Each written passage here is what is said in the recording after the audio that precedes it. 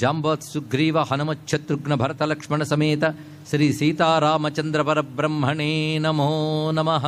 శ్రీ హనుమతే ఆంజనేయాయ రామదూతాయ మారుతయే నమో నమః.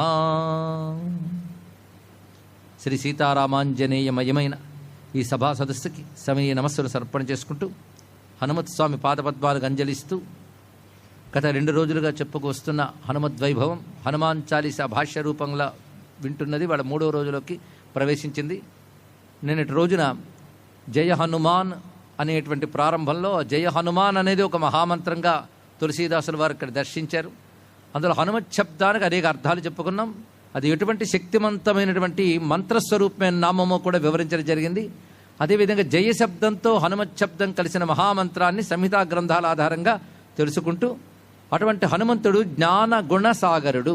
జ్ఞానము గుణము కూడా అనంతముగా అగాధముగా అపారముగా ఆయన వద్ద ఉన్నాయి అని చెప్తూ జయ కపీస్, ఆయన కపుల్లో కపి కాకుండా కపీశ్వరుడు అనే మాట చెప్తూ ఆయన కీర్తి తిహులోక ఉజాగర్, 3 లోకాల్లో కూడా ప్రకాశిస్తూ ఉన్నది. ముల్లోకాలు స్వామి యొక్క కీర్తి వ్యాపించి ఉన్నది. అటువంటి కీర్తి కలిగినటువంటి వాడు ఆంజనేయ స్వామి వారు. ఆయన కీర్తి అంటే ఆయన చేసిన పనుల వల్ల, ఆయన మహిమ వల్ల, ఆయన గుణముల వల్ల, ఆయన తత్వం వల్ల లభించినటువంటిది. హనుమంతుని యొక్క గుణముల్ని మహిమల్ని చూసినటువంటి దేవతలు మొదలైన వారందరూ కూడా సర్వలోకవాసులు కూడా ఆయన కీర్తించారు కనుక తిహులోక ఉజాగర్ అని చెప్పారు. అదేవిధంగా కపీసుడు అన్నప్పుడు వానరానాం అధీశం అనేటువంటి తులసీదాసుల వారి మాటని మనం ప్రమాణంగా తీసుకున్నాం. అంతేకాదు విశ్వనాథ వారు జాంబవంతుడు హనుమంతుడితో చెప్పాడు ఒక మాట అంటాడు, బలము చే బుద్ధి చేత సత్వంబు చేత అధిక తేజస్సు చేత నీయంతవాడు చెలగు త్రైకాలికంబగు సృష్టియందు కానగారాడు మేలుకో కపి మహేష, మేలుకో కపి మహేష. అంతవరకు యోగిలా ఉన్నటువంటి ఆంజనేయ స్వామి వారి యొక్క అసలు స్వరూపము స్వభావము తెలియని జాంబవంతుడు, నీ గొప్పతనం మాకు తెలిసయ్యా, నువ్వు అలా మౌనంగా ఉండరాదు, నువ్వు విజృంభించాలి అన్నప్పుడు గొప్ప శబ్దం వేశాడు. కపి మహేష అన్నప్పుడు కపుల్లో గొప్పవాడు గనుక కపీశ్వరుడు ఒకటి, కపి రూపంలో ఉన్న ఈశ్వరుడు గనుక కపీష అని చెప్పారు. పై కపి అనే శబ్దము వానరుడు అనే అర్థంలో మనం చెప్పుకున్నాం. కానీ కపి అనేది భగవంతుడికి సంబంధించిన శబ్దం కూడా. విష్ణు సహస్రనామాల్లో కపిల కపిరప్యయ అని చదువుతున్నాం. ఇక్కడ కపిహి అనేది భగవన్నామంగా చెప్పారు ఇక్కడ. అలాగే సూర్యభగవానుడికి కూడా ప్లవంగమహ అనే పేరు మనం ఆదిత్యోదయంలోనే చదువుతున్నాం. ప్లవంగమహ, వింధ్య వీధి ప్లవంగమహ అంటున్నాం. ఇక్కడ ప్లవంగమం అంటే వానరం అని అర్థం, కపి అన్న వానరం అర్థం. కానీ శబ్దములు అటు సూర్యభగవానుడికి పరమాత్మకి వాడబడ్డాయి. కపి అనే శబ్దంతో కొన్ని వేదమంత్రాలు కూడా ఉన్నాయి. అంటే కపి అంటే కేవలం వానరుడు అని అర్థంలో చెప్పిన తేజస్వరూపుడు అర్థం కపి శబ్దానికి. అది కపిల మహర్షి అన్నట్టు కపిల అంటున్నాం. కపిలహ, కపిలహ శబ్దం 2 మార్లు వస్తుంది విష్ణు సహస్రంలో. మహర్షి కపిలాచార్య ఒకటి, కపిల కపిరప్యయ అని మరొక చోటు వస్తున్నది. అంటే మహా తేజస్వరూపుడు, స్వర్ణకాంతులతో ప్రకాశించేవాణ్ణి కపిలహ అని అంటారు. అలాంటి గొప్ప కాంతులతో ఉన్నవాడు గనుక కపి. ఇంకోటి అర్థం కం పిబతి ఇతి కపిహి అన్నారు ఇక్కడ. జలములను తన కిరణాలతో స్వీకరిస్తాడు గనక ఆదిత్య భగవానుడికి కూడా కపి అని పేరున్నది. ఇక వానరులకు కూడా కపి ఉన్నది. కానీ వానరుడుగా కనబడుతున్నప్పటికీ కూడాను కపి శబ్దం భగవత్ శబ్దవాచ్యం గనక ఈయన భగవత్ స్వరూపుడే అనే విషయాన్ని కూడా తెలుసుకోవాలి. ఆ తర్వాత మొదలవుతుంది రామదూత. ఈ రామదూత అనే మాట హనుమంతునికి ప్రీతిపాత్రమైన శబ్దం. ఆంజనేయ హనుమాన్ అనేది ఎంత మంత్రమో రామదూత కూడా అంత మంత్రం. ఈ మాట అంటే హనుమంతుడికి చాలా సంతోషం. ఎందుకు అంటే తనని రాముడితో కలిపి చెప్తున్నటువంటి మాట కనుక రాముడికి దూతవు అని చెప్తున్నారు. పైగా ఈ దూత అనే శబ్దానికి వైదికమైన చాలా అర్థం ఉన్నది. అందుకే మనం 4 నామాలు నేను చెప్పుకున్నాం. హనుమాన్, ఆంజనేయ, రామదూత, మారుతి. ఈ 4 చాలా విశేషమైన మంత్రస్వరూపాలు. హనుమన్ నామములు అన్ని మంత్రములే, కానీ ఈ 4ంటికి చాలా విశేషమైన భావం ఉన్నది. అయితే రాముడికి హనుమంతుడు దూత ఎప్పుడయ్యాడు అని ప్రశ్న వేసుకోవాలి రామాయణంలో. అవునండి, సీతమ్మ కోసం పంపించేటప్పుడు ఉంగరం ఇచ్చినప్పుడు దూతగా పంపాడు కదా అంటే, అంతకుముందే రాముడు ఇతడు దూత అని ఎంపిక చేసుకున్నాడు మొదటి చూపులోనే.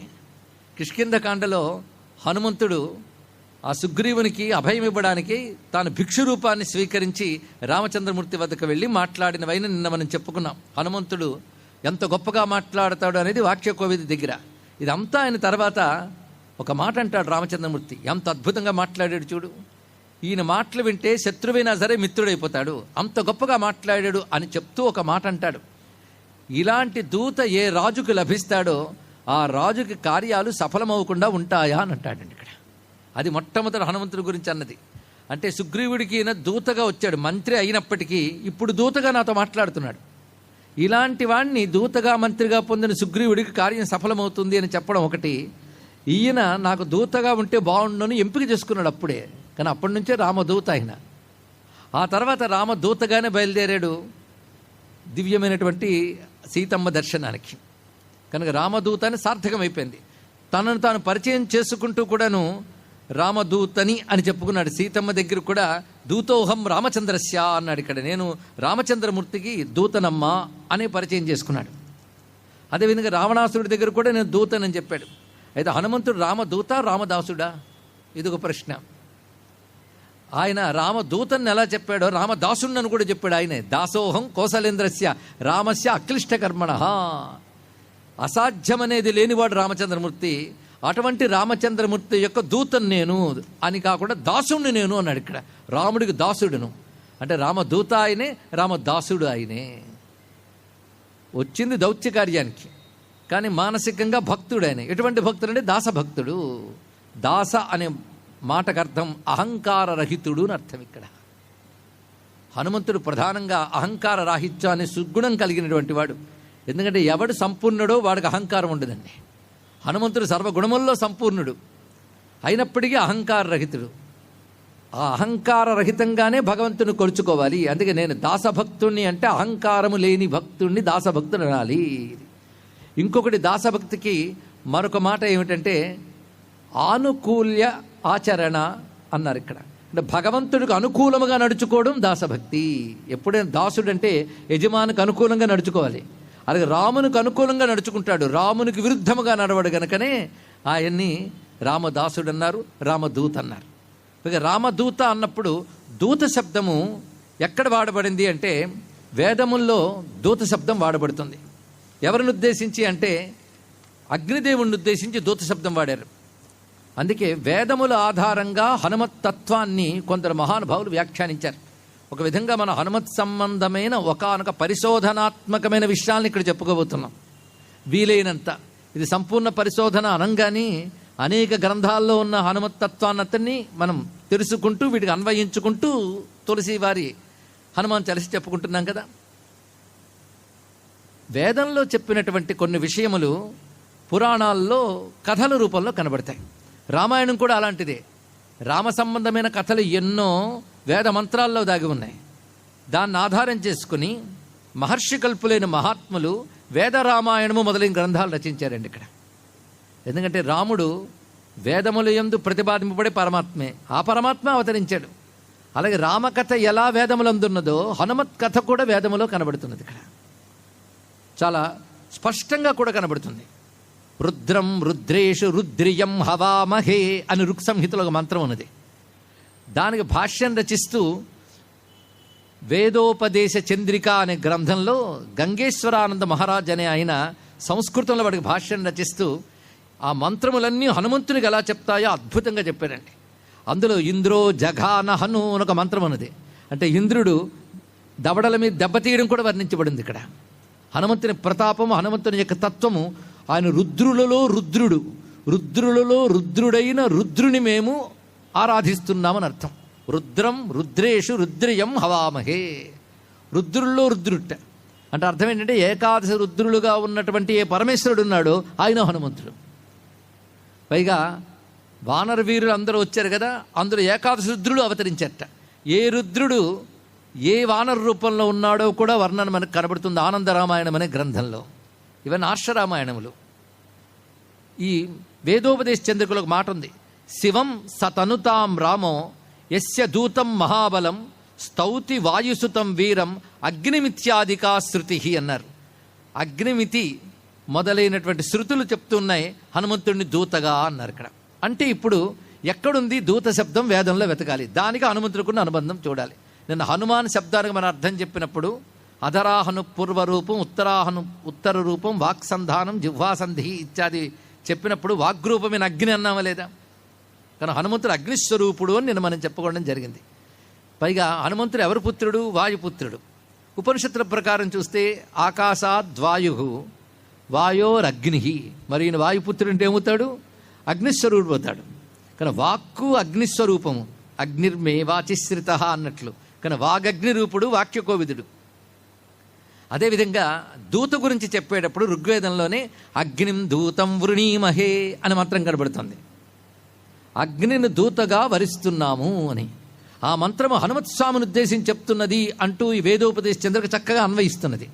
అంటే రామాయణాన్ని మనం ఒక యజ్ఞస్వరూపంగా చూడాలి.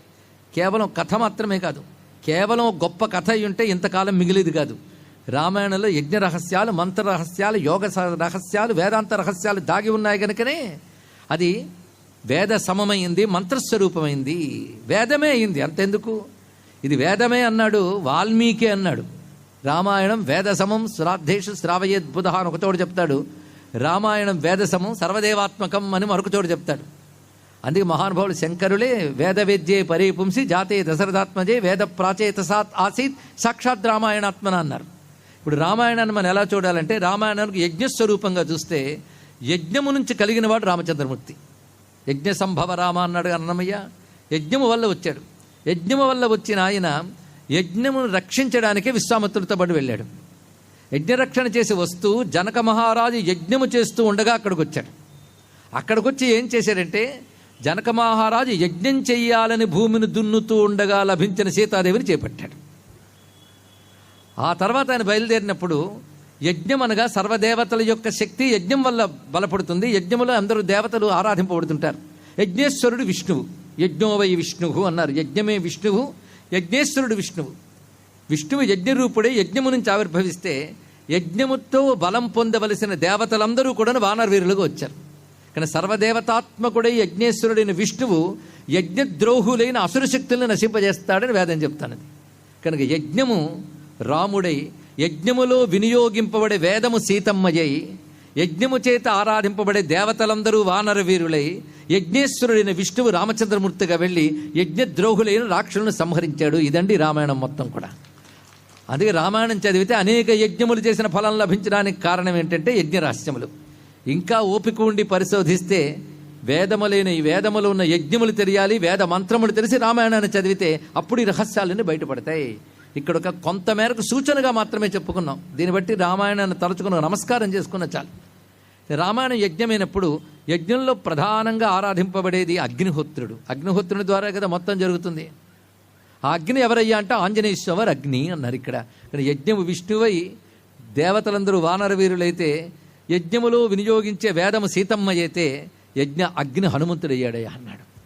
ఆ మాట హనుమంతుడు చెప్తాడు సుందరకాండలో సీతమ్మతో, అమ్మ నువ్వు ఇక్కడ ఉన్నందుకు బాధపడకు, నేను ఈ క్షణంలో రాముడి దగ్గర పెడతాను. ఎలాగంటే అగ్నిహోత్రుడు ఆహుతులు తీసుకువెళ్ళి ఇంద్రాది దేవతలకు ఎలా ఇస్తాడో అలా తీసుకువెళ్ళి నేను రాముడికి ఇస్తానమ్మా అన్నాడు. అంటే తాను అగ్నిహోత్రుడిని చెప్పగానే చెప్పాడా లేదా? అగ్నిని దూతం వృణీమహే, అగ్నిని దూతగా వరిస్తున్నాము అని మంత్రం యొక్క అర్థం. అగ్నిని అంటే భగవంతుడికి మనకి అనుసంధానం ఏర్పరిచేటటువంటిది అగ్నిహోత్రుడు. అగ్నిముఖావే దేవాహ, అగ్ని ద్వారానే కదా భగవంతుడు మనం పట్టుకోవాలి. కనుకనే హనుమంతుడు అగ్నిస్వరూపుడు గనక ఇక్కడ అగ్నిని దూతం వృణీమహి అనే మాటకి రామదూత అనే మాటకి సరిపోయిందండి. ఇక్కడ ఇది ఒక అందమైనటువంటి విషయం. అంతేకాకుండా హనుమంతుడి యొక్క అగ్నిస్వరూపం గురించి చెప్పాలంటే హనుమంతుడు ఎవడు? రుద్రస్వరూపుడు.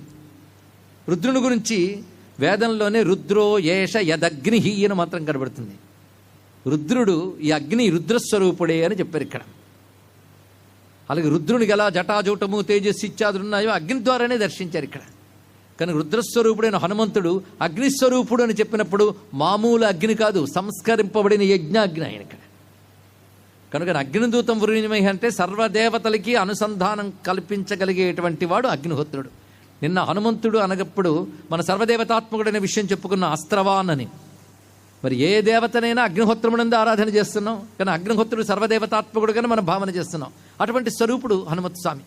కనుకనే రామదూత అని పలికినప్పుడు సమస్తమైనటువంటి యజ్ఞస్వరూపమైనటువంటి అగ్నిహోత్రుడే మనకు స్ఫురిస్తున్నాడు ఇక్కడ. అది విశేషమైన అంశం.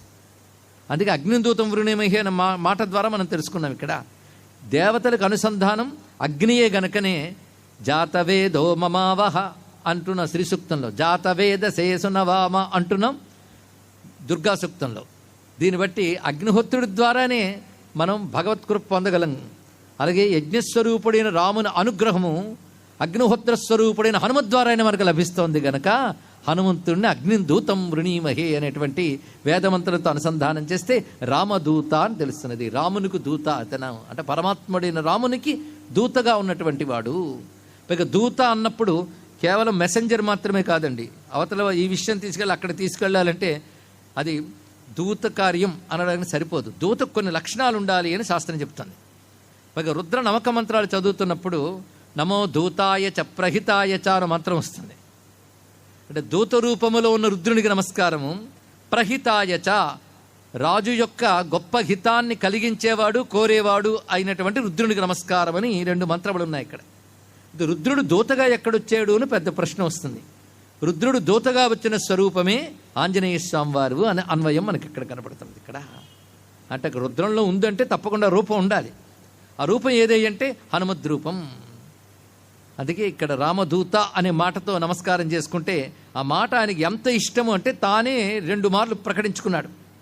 హనుమాన్ బాహుక్ అనే గ్రంథంలో కూడా తులసీదాసుల వారు దూత రామరాయకో సపూత పూత బాయకో సమత్త హాతుపాయకో సహాయ అసహాయకో అంటూ రామదూత అనేటువంటి భావాన్ని చక్కగా చూపిస్తాడు.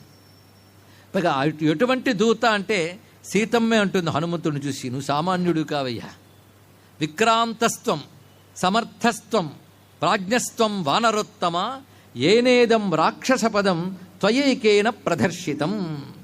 నువ్వు విక్రమం కలిగిన వాడివి, సమర్థత కలిగిన వాడివి, ప్రాజ్ఞుడవు. ఇక్కడ విక్రమము అనేటువంటి శారీరక లక్షణం, సమర్థత అనేది శరీరము బుద్ధి రెండిటికి వర్తిస్తుంది. నువ్వు జ్ఞానస్వరూపుడును చెప్పడం ప్రాజ్ఞస్త్వం. తర్వాత వానరోత్తమ, వానరుల్లో శ్రేష్టమైన వాడివి. లేకపోతే ఈ రాక్షస స్థానాన్ని నువ్వు ఒక్కడవే చక్కగా 100 యోజనాల సముద్రం దాటొచ్చేసేవు అంటే అది సామాన్యమైన విషయమా? శతయోజన విస్తీర్ణ సాగరో మకరాలయ విక్రమశ్లాఘనీయేన క్రమత గోష్పదీకృత. ఇది సీతమ్మ అన్నమాట. 100 యోజనాల సముద్రం కూడా నీకు గోష్పదీకృత, ఆవు కాలి గిట్ట మోపినంత మేర అయిపోయింది. గోష్పాదం అంటే అది. ఇంత సముద్రం నీకు ఏమైపోయింది? గోష్పాదం అంతా మేరైపోయింది. ఇది తీసుకునే మంత్రశాస్త్రం గోష్పదీకృత వారాసిం మసకీకృత రాక్షసం రామాయణ మహామాలారత్నం వందే అనిలాత్మజం అని స్తోత్రాన్ని మనకు అందించింది. పైగా ఇలా గోష్పాదం అంత చేసినటువంటి నువ్వు దౌత్య కార్యమే కాదు అనుగ్రహ కార్యం కూడా చేయగలవు, సీతమ్మ చెప్తోంది. అందుకే ఈ పని చేయడంలో నిన్ను మించిన సమర్థుడు లేడు. కాబట్టి హనుమ, నువ్వు తొందరగా తగిన ప్రయత్నం చేసి మా దుఃఖాన్ని పోగొట్టు అని సీతమ్మ ప్రార్థించిందండి. ఒక్కటి కొంచెం ఆశ్చర్యంగా చమత్కారంగా అనిపించేది ఏంటంటే, హనుమంతుడు సీతారామ భక్తులు, అందులో సందేహం లేదు. కానీ సీతారాములు హనుమంతుడి భక్తుడు అంటే అభ్యంతరమా? హనుమంతుడు ఒప్పుకోడు, నేను సీతారాముల భక్తుడినే అంటాడు. కానీ సీతారాములను అడిగితే హనుమద్భక్తులు అనుకుంటే తప్పేం లేదని అంటారు. కొంచెం సాహసంలా అనిపించినప్పటికీ కూడాను ఎప్పుడైనా భగవంతుని భక్తుడు అడుగుతాడు, నాకు ఇది చెయ్యవయ్యా అని. హనుమంతుడు ఎవరిని అడగలేదు. హనుమంతుడిని అడిగారు, సీతమ్మ అడిగింది, నువ్వే ఈ పని చేసి నా దుఃఖాన్ని పోగొట్టు అన్నది. రామచంద్రమూర్తి అడిగాడు, 2-3 సార్లు రామునికి ఈయన సహాయం చేశాడు. కాబట్టి కొంచెం చూస్తే వారిని ఈయన ఈ విధంగా పని సహాయం చేసి తన యొక్క సమర్థత చాటాడు కదా. సీతమ్మ కూడా అన్నది ఈ మాట. అదే త్వమస్మిన్ కార్యనిర్యోగే ప్రమాణం హరిసత్తమ హనుమన్ యస్తమాస్థాయ దుఃఖక్షయకరో భవ. ఇది మహామంత్రంగా చాలామంది చెప్తూ ఉంటారు. సుందరకాండలో శ్లోకాలే. హనుమాన్ చాలీసా చెప్తే సుందరకాండ గుర్తుకొస్తూనే ఉంటుంది. ఏం చేస్తాం, మొన్న నిన్న కూడా చెప్పుకున్నాం, ఇవాళ చెప్పుకున్నాం. అందుకు కొంతమంది పెద్దలు అంటారు, హనుమాన్ చాలీసా పారాయణ సుందరకాండ పారాయణతో సమానము అనేటువంటి అనుభవజ్ఞులైన ఉపాసకులు ఉన్నారు. అంత శక్తివంతం అండి హనుమాన్ చాలీసా. ఎందుకంటే ఇందులో ఏది చెప్పినా సుందరకాండ గుర్తు రాకుండా ఉంటుందా? సుందరకాండ అంటే హనుమత్కాండ. మొత్తం సుందరకాండలో ఉన్న ఒకే ఒక మహాపురుషుడు హనుమంతుడే. ఆయన కథే మొత్తం. అవునా లేదా? మీరు కొంచెం ఆలోచిస్తే మీకే తెలుస్తుంది. మొదటి నుండి చివరి వరకు హనుమంతుడి చుట్టూ కథ నడుస్తుంది. మధ్యలో రావణుడి వృత్తాంతమైన లేదా సీతమ్మ వృత్తాంతమైన రామ వృత్తాంతమైన హనుమంతుడు చూసింది, హనుమంతుడు విన్నది, హనుమంతుడు అన్నది, హనుమంతుడు అనుకుంటున్నది ఉంటుంది. మొత్తం కాండంతా ఆయన చుట్టూ తిరుగుతుంటుంది. అందుకే సుందరకాండ పారాయణ అంటే అందరికీ హనుమంతుడు గుర్తొస్తాడు. ఆ సుందరకాండలో ఉన్న మర్మములు, యుద్ధకాండలో ఉన్న మర్మములు, ఇతర గ్రంథాలు ఉన్న మర్మములు కూడా హనుమాన్ చాలీసా చదివితే గుర్తొస్తాయంటే ఇది సంపూర్ణ హనుమత్ సూక్తము, హనుమద్ ఉపనిషత్తు అని అన్నటువంటి వాక్యము సత్యదూరం కాదు అని మనకు తెలుస్తున్నది ఇక్కడ. కనుక ఈ మంత్రము కార్యసిద్ధికర మంత్రము, దుఃఖనాశక మంత్రము అంటారు. త్వమస్మిన్ కార్యనిర్యోగే ప్రమాణం హరిసత్తమ హనుమన్ యత్నమాస్థాయ దుఃఖక్షయకరో భవ. ఇది చెప్తున్నటువంటి గొప్ప మాట. అందుకే శోకనాశకుడు హనుమంతుడు. ఇప్పుడు మరొక తత్వం చూస్తున్నాం. హనుమంతుడు రామదూతగా వెళ్ళినప్పుడు చేసిన గొప్ప పని ఏమిటి అంటే సీతమ్మ శోకాన్ని పోగొట్టాడు. అందుకే సీతాశోక వినాశనకారి అని బిరుదు. కేవలం సీతమ్మ శోకాన్ని పోగొట్టాడు అండి, ఎందరి శోకం పోగొట్టాడు మీరు ఆలోచించాలి. ఆంజనేయుడు సీతమ్మకి రాముని గురించి చెప్పి ఓదార్చాడు, సీతమ్మ దుఃఖం పోగొట్టాడు. కానీ తాను సీతను చూశానన్న వార్త చెప్పి వానరులందరికీ ఆనందం కలిగించాడు. సుగ్రీవుడికి ఇచ్చిన మాట నిలబెట్టుకోగలనా లేదా అనే భయం ఏదైతుందో అది పోయి ఆయన ఆనందపడ్డాడు.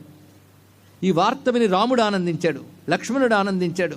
మరి అందరికీ ఆనందం కలిగించిన వాడు హనుమంతుడు గనుక హనుమంతుడు అంటేనే ఆనంద ప్రదాత, అభయదాత, శోకనాశకుడు. హనుమత్ తత్వం అంటే అది. కనుక హనుమను ఆశ్రయించిన వారికి శోకములు తొలగుతాయి, ఆనందము లభిస్తుంది, కార్యము సిద్ధిస్తుంది. కానీ హనుమంతులను విభూతులు చూడాలి ఇక్కడ. వీటిని విభూతులు అంటే ఈశ్వరీయ శక్తులు అని అర్థం. ఇక్కడ ఈశ్వరుని యొక్క ప్రత్యేకమైన శక్తులు విభూతులు అంటారు. అవి విశ్వమంతా వ్యాపించున్న విభూతులు కూడా. మన కంటిలో చూపు ఉందంటే ఈశ్వరీయ శక్తి, అది కంటికి విభూతి చూపు, చెవికి విభూతి వినగలగడం. కనుక ఈశ్వర విభూతులు విశ్వమంతా నిండి ఉన్నాయండి. అలా ఈశ్వరీయ గుణములు కొన్ని ఉంటాయి, ఆ గుణములను కూడా ఈశ్వర విభూతులు అంటారు. అది కృష్ణ పరమాత్మ గీతలో చెప్తున్నాడు. ఏదైనా ఉత్కృష్టత కనబడితే, ఒక గొప్పతనం గోచరిస్తే, ఒక గొప్ప పరాక్రమం కానీ, గొప్ప గుణం కానీ, గొప్ప శక్తి కానీ కనబడితే అది నా విభూతి అని తెలుసుకున్నాడు కదా. ఏదో ఒక్కటి కనబడితేనే విభూతులు అంటే హనుమంతుల్లో ఎన్ని విభూతులు కనబడుతున్నాయి పరిశీలించండి. ఆ విభూతులన్నీ ఈశ్వరీయ శక్తులు, ఈశ్వర గుణములు. ఆ ఈశ్వరీయ గుణములన్నీ మూర్తీభవించిన వాడు హనుమంతుడు గనక అన్ని కపీశ్వర అంటూ మనం కొలుచుకుంటున్నాం. అలాంటి హనుమత్స్వామి ఉద్యదాదిత్య సంకాసం, ఉదార భుజ విక్రమం, కందర్ప కోటి లావణ్యం, సర్వ విద్యా విశారదం, శ్రీరామ హృదయానందం, భక్త కల్ప మహీరుహం, అభయం వరదం దౌర్భ్యాం కలయే మారుతాత్మజం అంటూ స్వామికి సంబంధించిన మంత్రస్వరూపిన శ్లోకాలు కొన్ని ఉన్నాయి. ఇవి మంత్రశాస్త్రంలో ఇప్పుడు చెప్పినవి. ఎలా ఉన్నాడు స్వామి అంటే ఉద్యదాదిత్య సంకాసం, ఉదయిస్తున్న సూర్యుని వలె ఉన్నటువంటి వాడు, పైగా విశాలమైనటువంటి భుజపరాక్రమం కలిగిన వాడు. ఎంత అందగాడంటే కందర్పకోటి లావణ్యం. హనుమంతుడు మహాసుందరుడు. ఎవరికి తెలుస్తారంటే దేవతా సౌందర్యం ఉపాసించిన వాడికి తెలుస్తుంది, ఇంకెవరికి తెలియదు. లేదా శ్రద్ధగా కూర్చుని ఋషులిచ్చిన గ్రంథాలు పరిశీలిస్తే అప్పుడు అర్థమవుతుంది. హనుమంతుడు మహాసుందరుడు, ఆయన పేరే సుందరుడు. అందుకని కాండ పేరు సుందరకాండ అయింది. అటువంటి అందగాడైన, ఎంత అందం అంటే కాంచనాద్రి కమనీయ విగ్రహం అంటున్నాం. బంగారు పర్వతంలో ప్రకాశిస్తూ ఉంటాడు. పైగా శ్రీరామ హృదయానందం, గొప్ప మాట అన్నారండి. సీతమ్మ శోకం పోగొట్టి సీతమ్మకు ఆనందం కలిగించాడు. అంతేకాదు రాముడికి కూడా ఆనందం కలిగించాడు. రాముడు అంటేనే ఆనంద స్వరూపుడు. రామ శబ్దానికి అర్థము ఆనంద స్వరూపమైన వాడు, ఆనందం కలిగించేవాడు. జగతికి ఆనందం కలిగించడానికి వచ్చాడు కనుకనే ఆయన పేరు రామ అయింది ఇక్కడ. అది రాముడికి పేరుంది. త్యాగ యొక్క మాటలో అన్నాడు, జగదానందకారక జయ జానకి ప్రాణనాయక అన్నారు. కనుక రాముడు అంటేనే ఆనందప్రదాత. రాముడిని బాగా ధ్యానం చేస్తే ఏమొస్తుందండి? ఆనందం వస్తుంది. సరిపోతుందా? ఆనందం ఒక్కటి వస్తే సరిపోతుందా లేదు చెప్పండి. ఇక్కడ మనం వస్తువులు కోరుకుంటాం, ఆనందాన్ని కోరుకోం. అందుకే వస్తువులు వస్తే కొన్నాళ్ళకి బాధిస్తాయి. ఆనందాన్ని కోరుకోండి, ఎంత బాగుంటుందో. ఆనందం ఫలానా వస్తువు వల్ల వస్తుంది అనుకుని వస్తువును కోరుకుంటాం. అదే అక్కడ చిక్కొచ్చింది మనకి. వస్తువులో సహజంగా ఆనందం లేదు. ఆనందాన్ని అడగండి. ఆనందం ఎవడు? భగవంతుడు ఆనంద స్వరూపుడు. కనుక రామ అనే శబ్దానికి ఆనందకారక, ఆనంద స్వరూప అని అర్థం. అదే రామతారక మంత్రసిద్ధుడైన త్యాగయ్య జగదానందకారక అన్నాడు. మా హనుమంతుడున్నాడే జగదానందకారకుడైన రాముడికి కూడా ఆనందం కలిగించిన వాడు కనుక ఈయన ఆనందం ఎంత గొప్పదండి. కానీ హనుమంతుడి స్వభావం అంతా ఆనందమే. ఎక్కడ దుఃఖం అనేది తెలియదు. ఆయనకు దుఃఖం లేదు, తన భక్తులకు దుఃఖం రానివ్వడు. అది హనుమంతుని యొక్క స్వభావం. ఎందుకంటే సూర్యుడికి చీకటి లేదు, ఇతరులకు చీకటి రానివ్వడు. అదే కదా సూర్యుడు అంటే అదే. కనుక సూర్యుడు కనిపిస్తే చీకటి ఉండదు. హనుమంతుడు అనుభవానికి వస్తే దుఃఖం ఉండదు. కానీ హనుమంతుడు అంటే ఆనంద స్వరూపుడు, అభయస్వరూపుడు, శోకనాశకుడు. కార్యసిద్ధి స్వరూపుడు. ఇవి ప్రధానంగా హనుమంతుని యొక్క స్వరూపంలో, తత్వంలో మనం తెలుసుకోవాల్సినవి. అందుకే శ్రీరామ హృదయానందం భక్తకల్పమహీరుహం, గొప్ప మాట అన్నాడు. భక్తుల పాలిటి కల్పవృక్షం హనుమత్ స్వామి. హనుమంతుడు నిలబడ్డాడు అంటే నీ ఎదురుగా కల్పవృక్షం ఉన్నట్లే. కల్పవృక్షం అంటే అర్థం ఏంటి? ఏది కోరుకుంటే అది ఇస్తుంది. అందుకే హనుమన్ మంత్రశాస్త్రంలో ఒక మాట ఉన్నది, హనుమాన్ కల్పవృక్షోమే హనుమాన్ మమ కామధిక్ చింతామణిస్తు హనుమాన్ కో విచార కుతో భయం.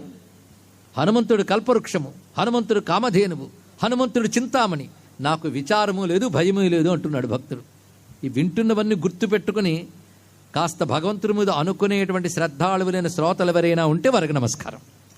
అటువంటి మంత్రస్వరూపులైన వాక్యములు ఇవి. హనుమాన్ కల్పవృక్షోమే హనుమాన్ మమ కామధుక్ చింతామణిస్తు హనుమాన్ కోవిచార కుతో భయం.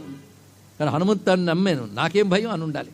ఇలాంటి హనుమత్ స్వామి రూపము అభయం వరదం దౌర్భ్యాం కలయే మారుతాత్మజం.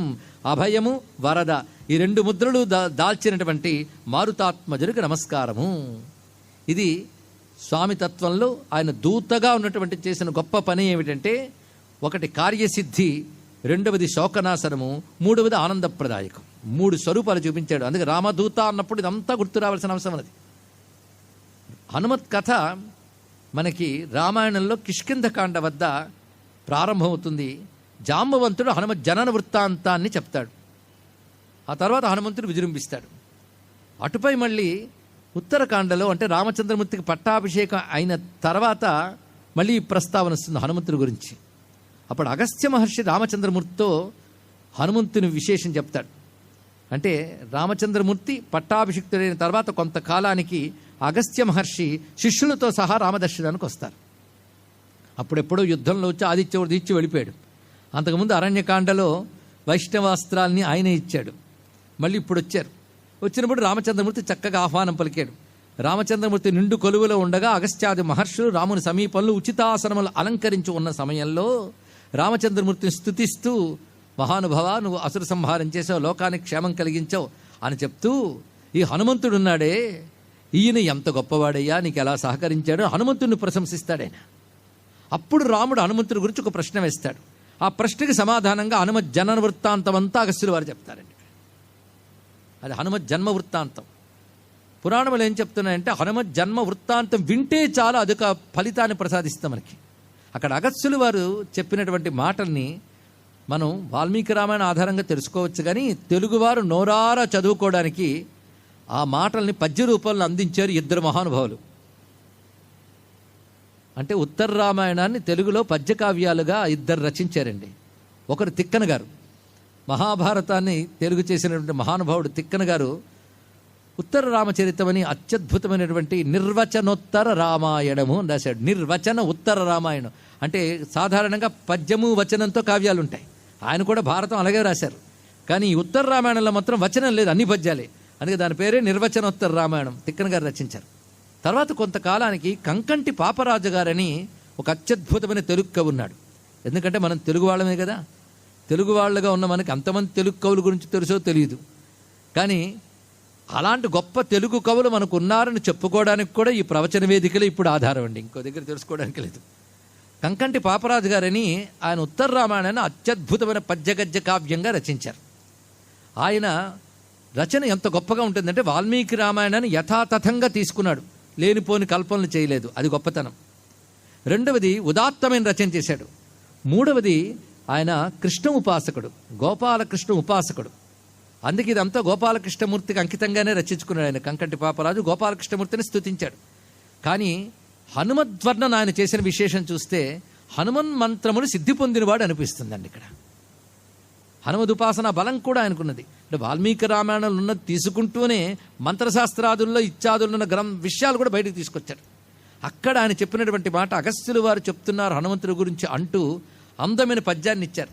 శైశవం వనుని భాస్కరు మృంగే ఇతని తేజమునకే ఘనుడింక సదృశుడనుచు హను తటోద్ధతి వజ్రమడచే ఈతని తనుద్రఢిమకు ఏమిక పోల్పదగట అటంచు ఉరుధాటి కడలిలో మెరసే ఈతని గభీరతకు ఎయ్యది ఇంక ప్రతి అటంచు వాలాగ్రమన గిరుల్ వ్రాల్చే ఈతని ధైర్య సంపదకిక నెవ్విసాటి అనుచు జానకీ రామచంద్రులు ఏ శౌర్యవంతు పటు గుణస్ఫూర్తు లప్పటప్పటికి నెంతురు ఆ మహాశాంతు అతిదాంతు అరికృతాంతు అతుల మతిమంతు హనుమంతు అభినతింతు అతుల మతిమంతు హనుమంతు నభినుతింతు అంటూ పాపరాజు గారు అత్యద్భుతంగా స్తుతించారు.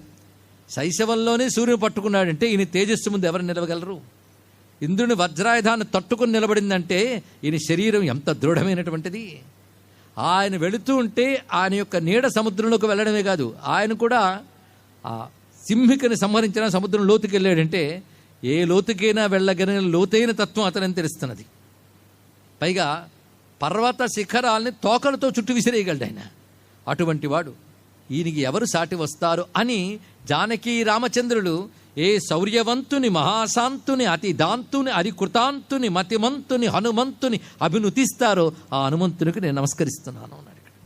ఈ చెప్పేటప్పుడు హనుమంతుడు మహాశాంతుడు అతి దాంతుడు. అంటే మనస్సు ఎప్పుడు నిగ్రహించున్నవాడు శాంతం ఉన్నవాడు, ఇంద్రియాలను నిగ్రహించినవాడు దాంతుడవుతాడు. కానీ మనోనిగ్రహ ఇంద్రియ నిగ్రహములు కలిగినటువంటి వాడు శత్రు సంహారకుడు జ్ఞాని అయినటువంటి హనుమంతుడు అన్నారు. ఆ కారణం చేతనే సీతమ్మ ఒక మాట అంటుంది, నహిత్వాం ప్రాకృతం మన్యే వానరం వానరషభ యస్యతే నాస్తి సంత్రాసో రావణం నాపి సంభ్రమ. అమ్మా నేను రామదూతని అనగానే మురిసిపోయి సీతమ్మ ఎన్ని మాటలంటుంది. ఎంత గొప్పవాడివయ్యా నువ్వు, నేను ప్రాకృత వానరుడు అనుకోవట్లేదు, అంటే సామాన్య వానరుడుగా అనుకోవడం లేదు. ఎందుకంటే నువ్వు వచ్చి ఇక్కడ మాట్లాడుతున్న తీరు చూస్తుంటే భయం అనేది నీ దగ్గర ఏ కోశానా లేదు. శత్రువులు వీటికి వచ్చినప్పుడు కొంచెం అటు ఇటు చూడడం, ఏ శత్రువు చూస్తాడని భయం, ఇలాంటివన్నీ ఉంటాయి. నీ దగ్గర భయమే కనిపించట్లేదు, నిర్భయంగా కూర్చుని హాయిగా మాట్లాడుతున్నావు. రావణుడు అంటే నీకు భయం కూడా లేదయ్యా. నువ్వు సమర్థుడివి, జ్ఞానివి, పరాక్రమవంతుడివి, అన్నీ నువ్వు చేసిన పనులు తెలిసిపోయాయి. సీతమ్మ ఎంత గొప్పదండి. అతన్ని చూస్తూనే అతను చేసిన పని బట్టి అతడు పరాక్రమవంతుడని, సమర్థుడని, జ్ఞాని అని 3 విషయాలు చెప్పింది ఆ తల్లి. చెప్పి ఇంకో మాట అంటుంది, అవునులే రాముడు పంపితే తక్కువ వాళ్ళని పంపుతాడా, గొప్పవాళ్ళని పంపుతాడు కదా అన్నది ఇక్కడ. మళ్ళీ వాళ్ళు ఆయన గొప్పతనం. యజ్ఞసి ప్రేషితస్తేన రామేణ విదితాత్మన ప్రేషయిష్యతి దుర్ధర్షో రామో నహ్యపరీక్షిత పరాక్రమ విజ్ఞాయ మత్సకాసం విశేషత. నా దగ్గరికి రాముడు పంపాడు అంటే పరీక్షించకుండా పంపుతాడా, గొప్పవాళ్ళని పంపుతాడు అని. మళ్ళీ గొప్పవాళ్ళని పంపగలిగి ఎంచుకుని పంపగలిగే గొప్పవాడు మా ఆయన అని రామచంద్రమూర్తిని స్తుతించిందండి. దూతకు ఉండవలసిన లక్షణాలు కొన్ని రాజనీతి శాస్త్రం చెప్తుంది. ఆ లక్షణాలన్నీ హనుమంతుడి దగ్గర ఎలా ఉన్నాయో మనం పరిశీలించాలి. మేధావి, వాక్పటు, ప్రాజ్ఞ, పరచిత్తోపలక్షక, ధీర, యథోక్తవాది, ఏష దూతో విధీయతే. ధీర యథోక్తవాది చ ఏష దూతో విధీయతే. ఇంకా చాలా ఉన్నాయి రాజనీతి శాస్త్రంలో దూతకు ఉండవలసిన లక్షణాలు చెప్తున్నాయి ఇక్కడ. 3 మేధావి అయి ఉండాలి, చక్కగా మాట్లాడగలిగే సమర్థుడై ఉండాలి, ప్రాజ్ఞ, ఈ మాట అమ్మవారు ప్రాజ్ఞస్తం అంది ఇక్కడ, అంటే తెలివైన వాడై ఉండాలి, పరచిత్తోపలక్షక, చెప్పకుండానే ఇతరుల చిత్తంలో ఏముందో గ్రహించగలిగిన వాడై ఉండాలి, ధీరుడై ఉండాలి. హనుమంతుడు ధీరుడు, వీరుడు, 2 లక్షణాలు ఉన్నాయి. ధీరుడు అంటే ఏ వికారాలకి లోని కానివాడు అని అర్థం అండి ఇక్కడ. వికారహేతో సతి విక్రయంతే ఏషాం న చేతాంసి తయేవ ధీరాహ అంటూ కాళిదాస మహాకవి చెప్తాడు. వికారం కలిగించే సంఘటనలు జరిగినప్పుడు కూడా ఎవడు మనసు చెక్కు చెదరకుండా ఉంటుందో వాడిని ధీరుడు అన్నది. కొంతమంది ఏమండి ఒకప్పుడు బాగుండేవారు, ఇప్పుడు ఏంటండి మాట మాటికి కోపగించుకుంటున్నారు, దుఃఖపడుతున్నారంటే ఏం చేస్తామండి పరిస్థితులు అలా ఉన్నాయన్నాడు. అంటే పరిస్థితులు బాగుంటే గొప్పవాడు అనమాట, పరిస్థితులు బాగోలేకపోతే బాగులేడు. అదేం ధీరత్వం అండి. ఎలాంటి పరిస్థితులు ఉన్నప్పటికీ కూడా చెక్కు చెదరినటువంటి ఉత్తమ గుణములు కలిగిన బుద్ధి ఎవడుకుంటుందో వాడు ధీరుడు అనాలి. అటువంటి ధీరుడు హనుమంతుడు. అది మన ఆదర్శంగా తీసుకోవాలి. దూతకు అటువంటి ధీరత్వం ఉండాలి. ఎందుకంటే శత్రువులతో వాడు డీల్ చేయడానికి వెళ్తాడు, కానీ దేనికి చెక్కు చెదరకుండా ఉండాలి. అది ధీరత్వం. అంటే వాళ్ళు భయపెట్టవచ్చు, లొంగ తీసుకోవడానికి, అదేవిధంగా వాళ్ళని తమ వాళ్ళుగా చేసుకోవడానికి ఆశలు చూపించవచ్చు. ప్రలోభాలకు లోను కాకూడదు, ప్రలోభాలకు లోను కాకూడదు, భయపడకూడదు. అంటే ధీరుడై ఉండాలి కదా. అందుకే దూతకుండవలసిన లక్షణాల్లో ధీరుడు. అందుకే రామాయణం కానీ హనుమంతుడు కానీ ఇలాంటి గ్రంథాలు మనం పరిశీలించేటప్పుడు పిల్లలకి పనికొచ్చే అనేక అంశాలు వస్తాయండి. అది కేవలం మహిమలు చెప్పుకునే పురాణాల కథ మాత్రమే కాదు కదా, ఒక క్యారెక్టర్ అంటే ఏమిటో ఎలా ఉండాలో చూపిస్తున్నాడు. కానీ రాజనీతి శాస్త్రం ఇక్కడ మనం పరిశీలిస్తే దూతకుండవలసిన లక్షణాల్లో ధీర, యథోక్తవాది, యథోక్తవాది చాలా ప్రధానమైనది. ఉన్నదున్నట్లు మాట్లాడాలి, అబద్ధాలు మాట్లాడరాదు. దూతకి ఇది చాలా ముఖ్యమైనటువంటి అంశం. అంతేకాదు గుణి, గుణములు కలిగిన వాడయ్యాలి. భక్త, భక్తుడై ఉండాలి. భక్తుడు అంటే భగవంతునిపై విశ్వాసం కలవాడు నాకు అర్థము. అదేవిధంగా ఏ రాజు అయితే, ఏ దేశమైతే తను పంపిందో, ఏ రాజ్యమైతే, ఏ రాజు అయితే ఉన్నాడో వాడి తరపున పనిచేస్తున్నాడు గనక ఆ రాజ్యముపై, ఆ పాలకులపై భక్తి కలిగిన వాడి ఉండాలి దూత. ఇది చాలా ముఖ్యమైన అంశం. అదే దౌత్యకార్యం చేస్తూ దేశానికి ప్రమాదం కలిగించే పనులు చేయకూడదు. అందుకే భక్త.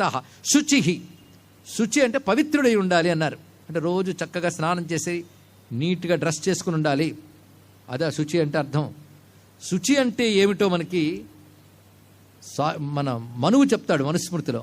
అర్థ శౌచమేవ శౌచం అన్నాడు. ఇక్కడ శుచి అంటే అక్రమార్జన లేకుండా ఉండడం అని అర్థం అండి. ఇక్కడ మంత్రులు ఎలా ఉండాలి, రాజు ఎలా ఉండాలి, అదేవిధంగా దూత ఎలా ఉండాలన్నప్పుడు కామన్గా ఒక విషయాన్ని చెప్పారు. శౌచం ఉండాలి అంటే అవినీతి లేనివాడై ఉండాలి, అక్రమార్జన లేనివాడై ఉండాలి.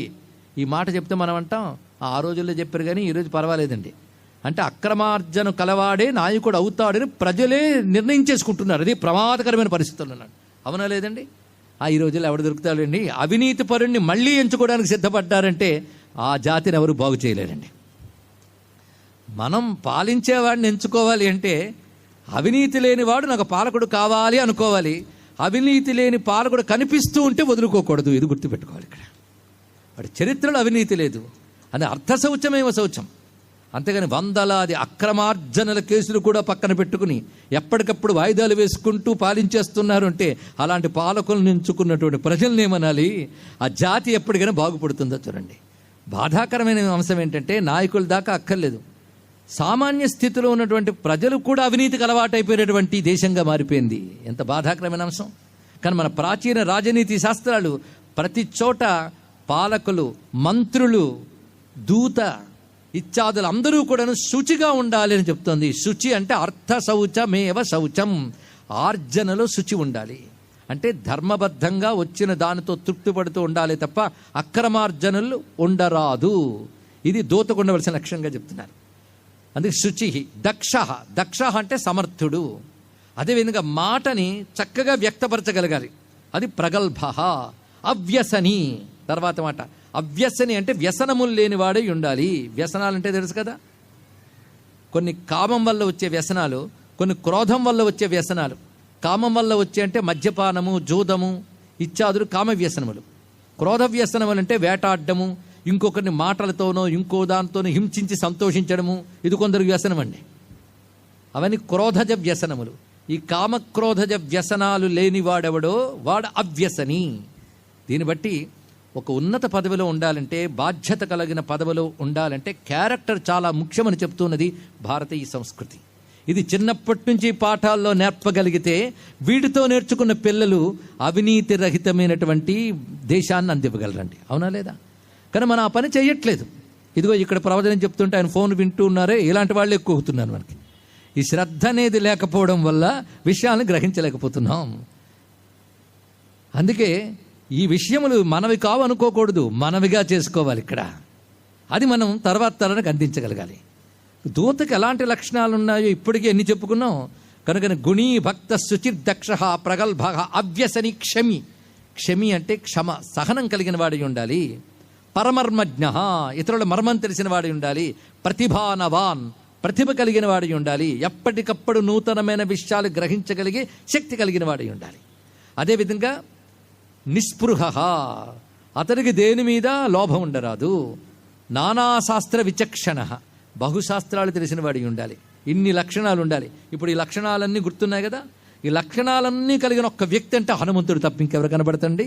కనుక రామదూత అంటే దూతకు సంబంధించిన లక్షణాలన్నీ తీసుకుంటే ఈ లక్షణాలన్నీ మూర్తీభవించిన వాడు దూత.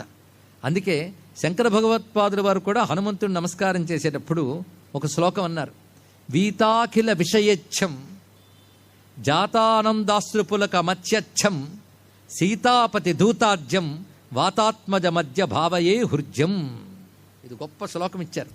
హనుమంతుడు వీత అఖిల విషయ ఇచ్చం అంటే ఏ విషయం పట్ల ఏ కోరిక లేని వైరాగ్యవంతుడు. చూసారా, మన వైరాగ్యవంతుడు అనగానే మన మనసులో ఏ సన్యాసో ఎక్కడో కొండ కోణంలో ఋషులు గుర్తొస్తారు కదా. అసలు ప్రతివాడి క్యారెక్టర్లో వైరాగ్యం ఉండాలండి. ఎవడికి వైరాగ్యం ఉంటుందో వాడికి అవినీతి ఉండదు. ఇది తెలుసుకోండి. ఇక్కడ వైరాగ్యం ఉంటే వాడు ధర్మాన్ని చక్కగా ఆచరించగలడు. అది వైరాగ్యం అనేది ఎవడు రిటైర్ అయిపోయిన వాళ్ళ యొక్క గుణాలు అనుకోవద్దు. వైరాగ్యం అనేది ప్రతి దశలో ఉంటే వాడు ఏ పనైనా చక్కగా చేయగలడు. ఎందుకంటే వైరాగ్యం కలిగి వాడు మోహం ఉండదు, ఆశ ఉండదు, స్వార్థం ఉండదు. కనుక పని చక్కగా చేస్తాడు. కానీ వైరాగ్యం ఏదో ఆధ్యాత్మిక గుణం అని మాత్రమే అనుకోవద్దు. అది వ్యక్తిత్వంలో చాలా ప్రధాన విషయం. అందుకే వీత అఖిల విషయేచ్ఛం. పైగా రామచంద్రమూర్తి గురించి చెప్తే చాలు, జాత ఆనందాశ్రు పులక అచ్చచ్చం. ఉళ్ళంతా పులకించిపోతుంది, కనుల ఆనందాశ్రులు రాలుతాయి. అదే అంటారు కదా మహానుభావుడు త్యాగయ్య, హొయ్యలు మీర నడలు గల్గు సరసుని సదా కనుల జూచుచును పులక శరీరులై ఆనంద పయోధి నిమగ్నులై ముదంబునను యశుముగలవారు ఎందరో మహానుభావులు అన్నాడు. అంతేకాదు బంటు రీతి కొలువు ఇయ్యవయ్య రామా అన్నారు. ఇక్కడ రాముణ్ణి అడుగుతున్నారు త్యాగయ్య, నాకు ఎలాంటి కొలువు ఇవ్వాలంటే నీకు బంటుగా ఉండేలాగా నన్ను చూడవయ్యా అని అర్థం కదా. కానీ రామబంటు ఒక ఆయన ఉన్నాడుగా. ఎవరండి రామబంటు? హనుమంతుడు. కానీ బంటు రీతి కొలువు ఇయ్యవయ్యా అంటే నిన్ను హనుమంతుడు ఎలా కొరుచుకుంటున్నాడో అలా కొరుచుకునే భాగ్యం నాకు ఇయ్యవయ్యా అని అసలు అర్థం అండి దానిలో. ఆయన అలా కొరుచుకుంటాడు. ఎప్పుడు పవమాన సుతుడు పట్టు పాదార విందములకని నీ దగ్గరే ఉంటాడు. పైగా ఎప్పుడూ నీ కథలే తరంచుకుంటాడు. నీ గురించి చెప్తే చాలు ఒళ్ళు పులకించిపోతుంది దానికి. ఒక చల్లని మలయ పవనం వేచగానే ఒక మావి కొమ్మ రెమ్మ కదిలినట్లుగా రామస్పృహ తగలగానే హనుమంతుడు కదిలిపోతాడండి, పులకించిపోతాడు. అందుకే పులకించి ఎలా అవుతాడంటే బాష్పవారి పరిపూర్ణ లోచనం అయిపోతాడు. అది గొప్ప గుణం. భగవంతుడి గురించి తలంచుకోగానే మనసు కరిగిపోయి ఒళ్ళు పులకించిపోయి కనుల ఆనందాశ్రులు రాలితే వాడిని యోగి అనాలి, వాడు మహానుభావుడు అవుతాడు. కానీ ఎన్ని రామాయణాలు చెప్పండి, ఎన్ని కిష్ట కథలు చెప్పండి, మేమేమి స్పందించము అంటే అటువంటి వాళ్ళని ఏమనాలండి ఇక్కడ. కనుకనే జాతానందాశ్రు పులకం, ఎంత గొప్ప మాట అన్నాడు. రాముని గురించి వినగానే ఆనందాశ్రువులు పులకింతా కలిగేటివాడు అత్యచ్చం. గొప్ప మాట వేశారండి. అచ్చ అచ్చ అంటే అచ్చ అంటూ ఉంటాం కదండి. అచ్చ అంటే నిర్మలమైన వాడు అని అర్థం. ఇక్కడ ఈ అచ్చ అనే శబ్దం కూడా వేదంలో వాడబడుతుంది. ఎక్కడ అంటే అచ్చ రుద్రంలో ఉంది ఈ శబ్దం. ఇక్కడ వచసాత్వా అచ్చ వదామసే. అచ్చ నిన్ను అచ్చ ఆయన శివేన గిరీశాచ్చ, గిరీశ అచ్చ. అటువంటి అచ్చ అయిన శివ అన్నారు. ఇక్కడ శివుడికి అచ్చ అని శబ్దం వాడారు. ఈయన శివస్వరూపుడిగా, అందుకే అచ్చ అని మాట పట్టలేడు. నిర్మలమైన వాడు అంటే మాయాది వికారములు లేనివాడు, రాజస తామసాది దోషములు లేనివాడు కనుక అచ్చ. ఎటువంటి అచ్చ? కొంచెం అచ్చ కాదు, అత్యచ్చం అన్నారు శంకరాచార్యుల వారు. అతి అచ్చ అంటే మిక్కిలి అచ్చమైనటువంటి వాడు. కనుకనే వీతాకిల విషయేచ్ఛం జాతానందాస్త్రపులకమచ్చచ్చం సీతాపతి దూత. సీతాపతి దూతగా ఉన్నవాడు. ఆద్యం మొదటివాడుట అంటే మధ్యలో వచ్చినవాడు కాదు, మొదటి నుంచి ఉన్నవాడు అంటే భగవంతుడు. అందుకే హనుమంతుడు రామాయణ కాలంలో అంజనాదేవికి ఉద్భవించాడు అని చెప్పడానికి లేదు. అంతకు ముందున్నటువంటి హనుమన్ మంత్రస్వరూపే మళ్ళీ వచ్చింది. అందుకే సీతాపతి దూత, సీతాపతి అయిన రామునికి దూత అయినటువంటి ఆద్యం మొదటివాడైనటువంటి వాతాత్మజం అద్య భావయే హృద్యం. అలాంటి ఆయన నేను కూడా భావిస్తున్నాను అంటూ 6 శ్లోకాలు రత్నాల్లా రచించారండి ఆదిశంకరులు. ఒకటి దూరీకృత సీతార్తికి చెప్పుకున్నాం, రెండవది వీతాకిల విషయేచ్ఛం. ఇంకా 4 ఉంటాయి కదా, చూద్దాం. మనకు 4 రోజులు లేవా, వస్తాయేమో సమయానుగుణంగా. మొత్తానికి శంకర భగవత్పాలు వారు సీతాపతి దూతగా హనుమంతుడిని చెప్పేటప్పుడు అత్యచ్చం అనొకటి, వీతాకిల విషయేచ్ఛం అంటూ ఆయన కొన్ని దివ్య గుణాలని చక్కగా చూపించాడు. అటువంటి దూతకు మనం నమస్కారం చేసుకుంటూ అతులిత బలధామ, రామదూత అతులిత బలధామ. తులిత అంటే సమానము, అతులిత అంటే సాటిలేని. సాటిలేని బలమునకు నివాసమైన వాడా. ధామం అంటే నివాసం. బలం ఈయనలో గూడు కట్టు కూర్చుందండి ఇక్కడ. అంటే ఈయన దగ్గర నివసిస్తోంది బలం. ఎలాంటి బలం అంటే అతులిత బలం, సాటి లేని బలం. హనుమంతుని బలంతో సాటి మరేమీ లేదు. అందుకే నీయంత బలవంతుడు, నీయంత బుద్ధిమంతుడు చెలగు త్రైకాలికంబగు సృష్టి యందు కానగారాడు. ముల్లోకాల్లోనూ ముక్కాలాల్లోనూ కూడా కనబడ్డయ్యా నీలాంటి వాడు అన్నారు ఇక్కడ. అంటున్నవాడు జాంబవంతుడు. నిజంగా హనుమంతునితో సాటి అయిన బలవంతుడు మరొకడు లేడండి. ఇందులో ఏమీ అతిశయోక్తి అనేటువంటిది లేదు. ఈ మాట రాముడే అగస్త్యుడితో అంటాడు. నిన్న సందర్భం చెప్పుకున్నాం కదా ఇప్పుడే. అగస్త్యుడి వారితో ఉన్నప్పుడు రాములు వారు అంటారు, ఈ అతుల అనే శబ్దము రామాయణం నుంచి స్వీకరించారు తులసీదాస్.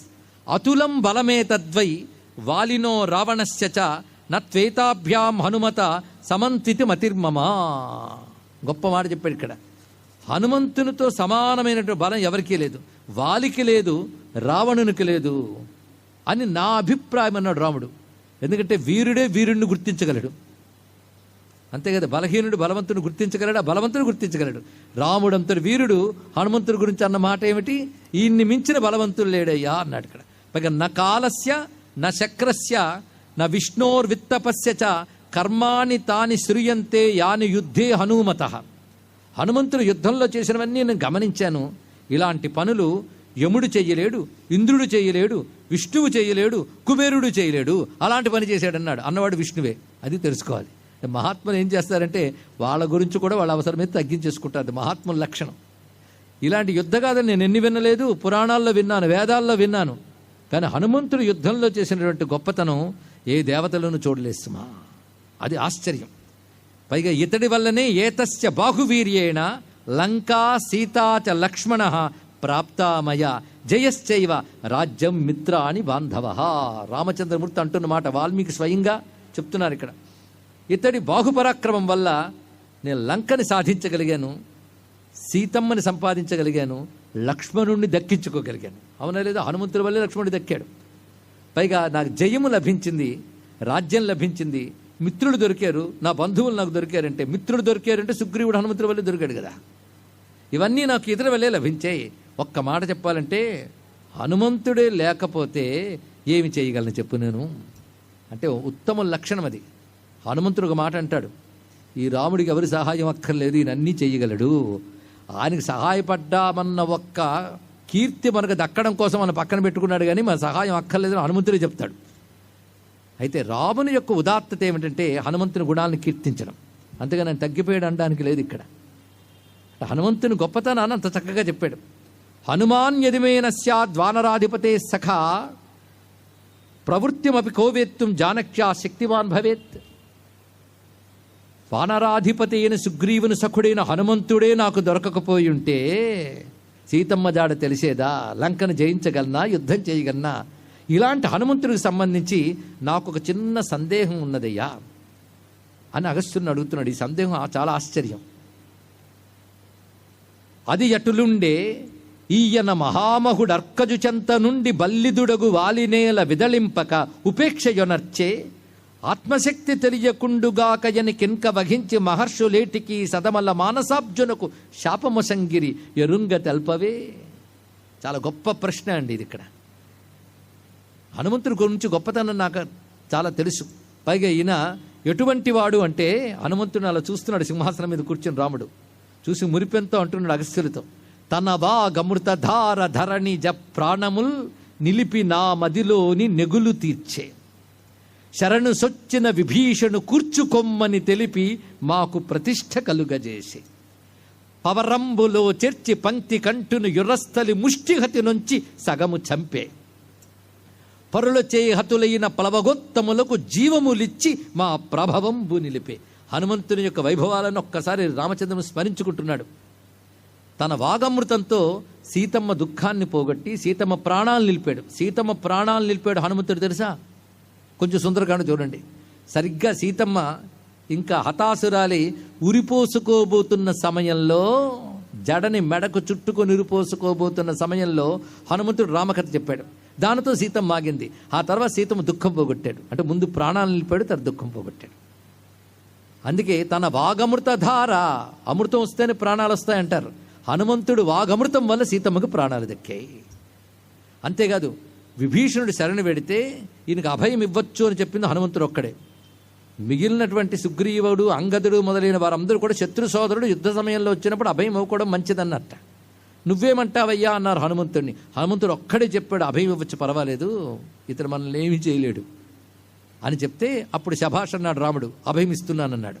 అంటే ఎవరి ఒపీనియన్ తీసుకున్నట్టు ఆయన? ఎంతమంది మాట కాదు, హనుమంతుడి మాట తీసుకున్నాడు. అయితే హనుమంతుడు ఒక మాట అంటాడు, నీకు ఎవరి అభిప్రాయం అక్కర్లేదు రామా, నీకు తెలుసని అడగాలి కనుక అడిగేవు నువ్వు. 10 మందితో వెళుతున్నప్పుడు 10 మంది మాటకి గౌరవం ఇవ్వాలని డిస్కషన్ పెట్టావు నువ్వు, కానీ నీకు చెప్పాలా అన్నాడు. అప్పుడు రాముడేమన్నాడు? అభయమిస్తున్నాడు. అంటే హనుమంతుడు, రాముడు, సీతమ్మ ముగ్గురు ఒకేలా ఆలోచిస్తారు. ఇది కూడా ఆలోచించవలసిన ఒక అంశం అండి. ఈ పాయింట్లో రామాయణం చదవండి, ఎంత మధురంగా ఉంటుందో. ముగ్గురు ఒకేలాగా ఆలోచిస్తూ ఉంటారు ఇక్కడ. అంటే నోబుల్ పర్సన్స్ ఆలోచనలు ఒకేలా ఉంటాయంటారే, అలా కనబడుతుంది ఇక్కడ. అందుకే ఇతడు ఈ విధంగా నాకు విభీషణుడి శరణు ఇవ్వాలి అని చెప్పి నాకు మరింత ప్రతిష్ట ఇతడిచ్చాడు. అంతేకాదు, యుద్ధం చేస్తున్నప్పుడు ఆ దశకంఠుడైనటువంటి రావణాసురుని యొక్క వక్షస్థలం మీద ఒక గుద్దు గుద్దాడు. ఆ గుద్దడంతో ముష్టిహతు నుంచి సగం చంపేశాడు ఆయన్ని. అదేవిధంగా ఇతరుల చేత, రాక్షసుల చేత దెబ్బతిన్న వానరులకి ఇతడు ప్రాణాలు పోశాడు. మరి సంజీవ పర్వతం తీసుకొచ్చి వాళ్ళందరూ బ్రతికించాడు కదా. అంతేకాదు, పడిన లక్ష్మణ్ను బ్రతికించి భానుకులము నిలిపే. ఇతడు లక్ష్మణ్ను బ్రతికించి సూర్యవంశాన్ని నిలిపే అంతట జననీక నిర్వహించే వేయునిక నేల నా కొరకై అనేక ధనుజ వీరల దృంచని అనిలసుతుడు. నా కోసం ఎంత చేశాడయ్యా, నా కోసం. అంటే హనుమంతుడు ఏది చేసినా రాముడి కోసం. ఇది గుర్తుపెట్టుకుంటే చాలు. కానీ హనుమంతుడు ఏం పని చేసినా రామకార్యం పేరు పెడితే జరిగిపోతుంది. రామకార్యం అంటే చెప్పండి, రాముడి పని కదా. రామకార్యం అంటే లోకక్షేమం. ఇది రాముడికి ఏం కార్యం ఉందండి? రామకార్యం కోసమే హనుమంతుడు పనిచేస్తాడంటే లోకక్షేమం కోసం మాత్రమే హనుమంతుడు పనిచేస్తాడు. ఇది అర్థం అండి ఇక్కడ. రామ అంటే ఆనందం, లోకానికి ఆనందం కలిగించే కార్యమే రామకార్యం. హనుమంతుడు దానికే పనిచేస్తాడు, కనుక నా కోసం పనిచేశాడు. అలాంటి హనుమంతుడి విషయంలో నాకు సందేహం కలిగింది. ఆ వాలి వెంట పెడితే సుగ్రీవుడు పారిపోయాడు కదా. ఆ సుగ్రీవుడు పారిపోయి ఋష్యముఖ పర్వతంలో తలదాచుకున్నాడు. అక్కడే నేను కలుసుకున్నాను. కానీ సుగ్రీవుడి వెంట ఉన్నటువంటి వాడు హనుమంతుడు విడవకుండా.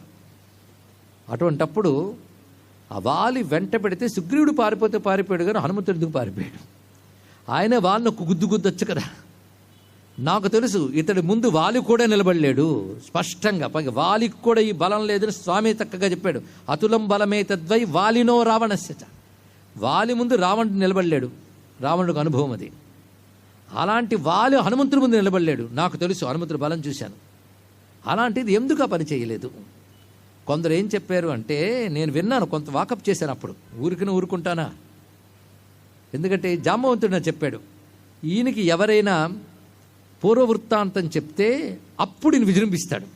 అంతవరకు ఆయన విజృంభించాడు.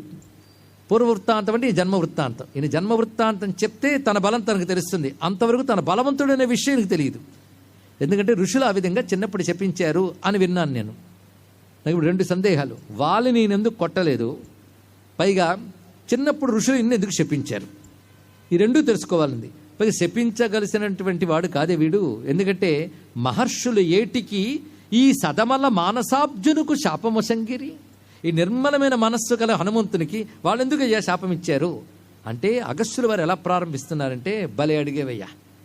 అంటే హనుమంతుని జన్మ వృత్తాంతం చెప్పాలి నీకు అంటూ, చండకరాన్వయాంబునిది చంద్ర రఘుద్వ, ఈ సమీరపుత్రుండు మహాత్ముడవునే కదా. ఇతడు సామాన్యుడు కాడయ్యా. తొల్లిటి పుట్టుక ఏకపాద రుద్రుండితడంచు కొందరు బుధుల్ గణియింపుదురు, ఆ రహస్యము ఎవ్వండెరుగున్ చరాచర భవంబులెరింగిన నీవు తక్కగన్. అగస్త్యుల వారు ఇక్కడ బయటపెట్టేస్తున్నారు.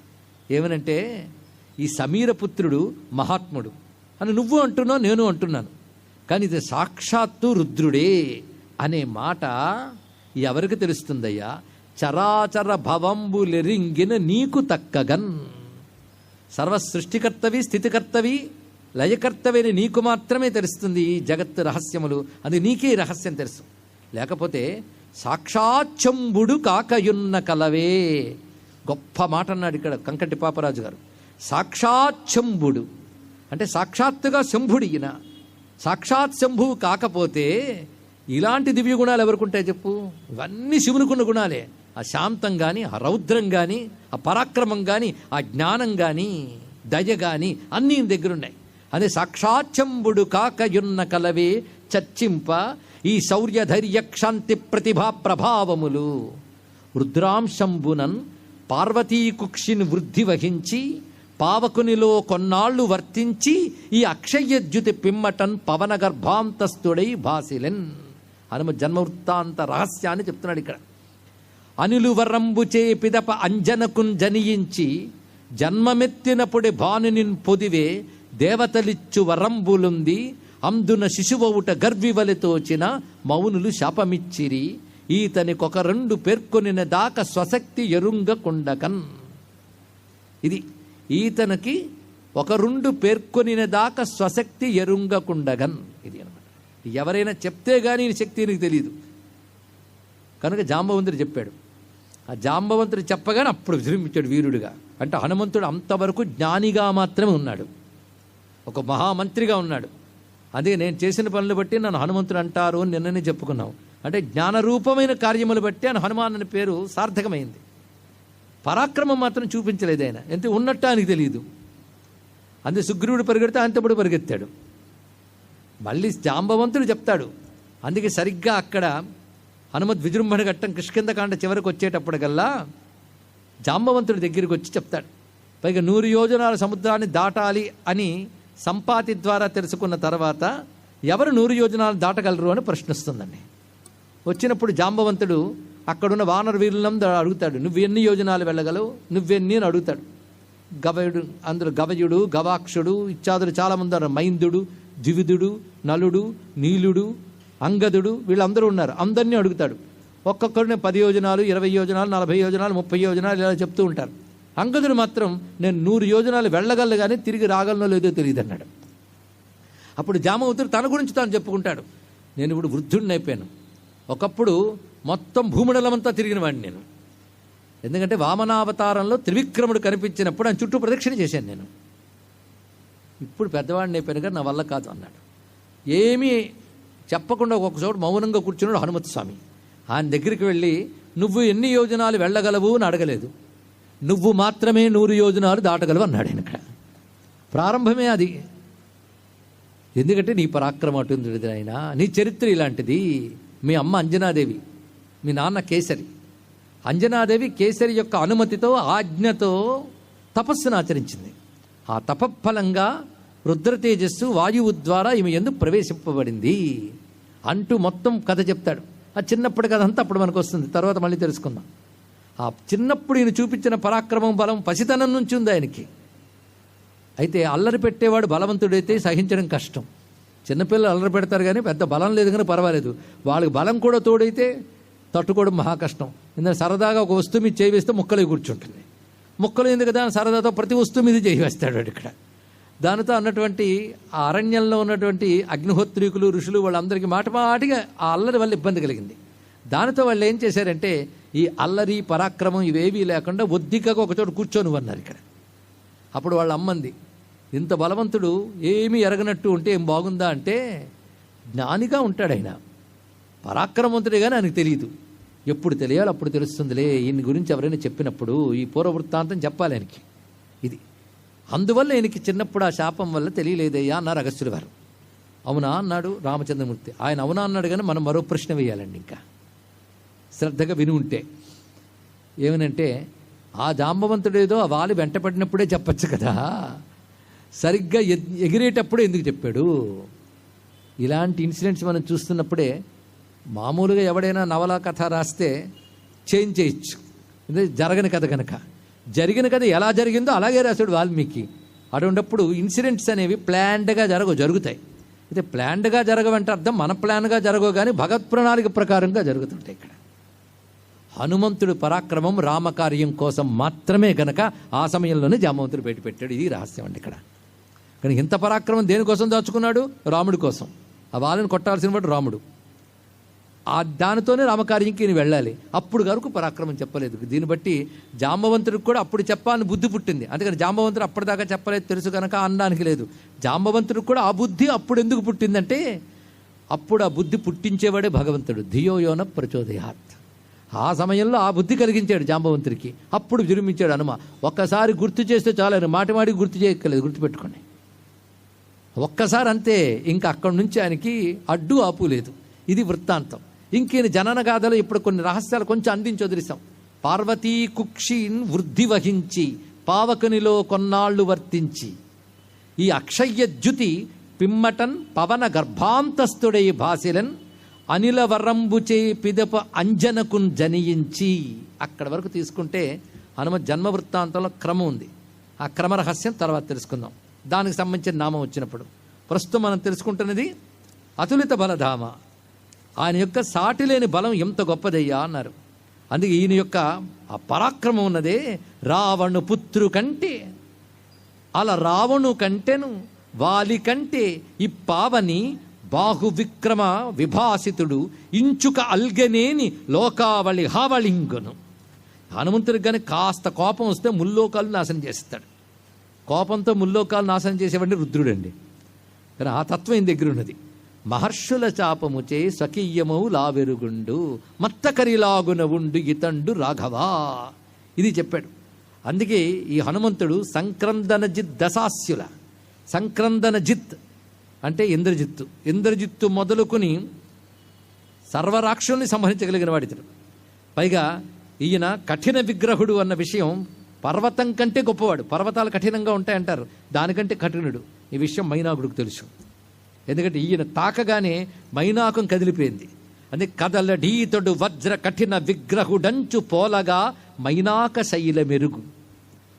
ఈయన శరీరం పర్వత సమానమని మైనాక శైలానికి తెలుసు. వెరవడీతడు మహావీరశేఖరుడంచు శోధింపవచ్చిన సురస ఎరుగు. ఇతడు దేనికి భయపడ్డు మహావీరుడు అని సురసకు తెలుసు. సుందరకాండ వృత్తాంతం అందరికీ తెలిసినదే. కలగడీతడు భూరి గాంభీర్యనిది అని వడిబాయ ఇచ్చిన వనధి ఎరుగు. ఆయన ఎగురుతుంటే సముద్రం చూస్తోంది. గాంభీర్యం నాకంటే ఈయనకే ఎక్కువ దండం పెట్టిందిట. కానీ సముద్రానికి తెలిసిన గాంభీర్యం ఎంతో. బలిమినీతడు మహాబలునంత వాడిని కెరళి మార్కొనిన లంకిణి ఎరుంగు. ఈయన మహాబలుడు లంకినికి తెలుసు.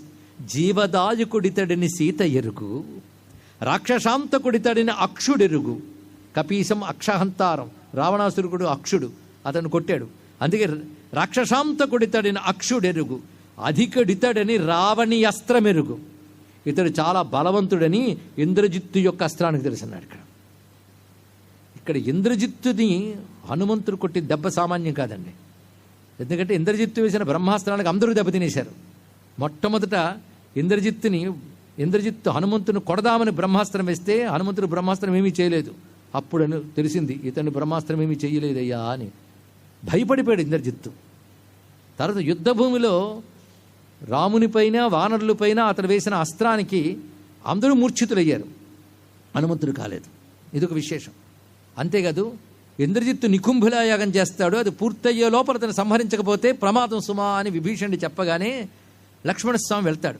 లక్ష్మణుడితో పాటు హనుమంతుడు వెళ్తాడు, మరికొందరు వానర సైన్యం వెళ్తారు. అతడు యాగంలోంచి లేస్తే మాత్రం ఇంద్రజిత్తు ఇంకా మరణిస్తాడు. అతడు లేవకూడదని హఠం పెట్టి కూర్చున్నాడండి. ఎవరొచ్చినా అక్కడ సైన్యాన్ని పెట్టించాడు. ఆ సైన్యం అంతా కదిలితిపోని వీళ్ళు లేవలేదు. ఆ సైన్యాన్నంతని కదిలేలా చేసి వాటి దెబ్బ కొట్టేవాడు హనుమంతుడు. ఇది తెలుసుకోవాలి. యుద్ధంలో హనుమంతుడు ఎలా ప్రవర్తించాడు అనేది ఒక యుద్ధకాండలో పరిశీలిస్తే తెలుస్తుంది. ఆ విషయాలను రాముడు గుర్తు, అందుకే చెప్తున్నాడు ఇక్కడ. అధికుడితడని రావణి అస్త్రమెరుగు, సిద్ధమిది అని రామ నీ చిత్త మెరుగు. ఇదంతా సిద్ధమని ఓ రామ నీ చిత్తానికి తెలుస్తున్నాడు మళ్ళీ అగస్త్య మహర్షి. ఈ విధంగా హనుమంతుని యొక్క అతులిత బలధామ అనగానే ఇవన్నీ గుర్తు తెచ్చుకోవాలండి. ఇక్కడ అతులిత బలధామం స్వర్ణ శైలాభదేహం. పైగా ఆయనే సరిగ్గా చెప్పాడు, నరావణ సహస్రమే యుద్ధే ప్రతిబలం భవేత్. వేల కొలది రావణులైనా నా ముందు నిలవలేరు అన్నాడు హనుమత్స్వామి. ఇది మా అతిశయోక్తి కాదు, 100% సత్యం. అదే మాట సరిగ్గా మహాభారతంలో వస్తుంది. హనుమంతుడి యొక్క గొప్పతనం. మహాభారతంలో భీముడు హనుమంతుని కలుసుకుంటాడు వనవాస సమయంలో గంధమాదన పర్వతం వద్ద. అక్కడ భీముడు హనుమంతుని యొక్క రూపాన్ని చూడాలనుకుంటాడు. తర్వాత హనుమంతుడు ఏదో చూపిస్తాడు. ఆ సందర్భం మళ్ళీ చాలా విశేషంగా కనబడుతుంది. ఆ తర్వాత హనుమంతుడు ఒక మాట అంటాడు, భీమసేన పర్యాప్తో మమాసౌ రాక్షసాధమ మయాతు నిహతే తస్మిన్ రావణే లోకకంటకే కీర్తిర్నశ్యేద్ రాఘవస్య తత ఏతదుపేక్షితం. ఇది మహాభారతంలోని మాట, హనుమంతుడు చెప్తున్నటువంటి మాట భీముడితో.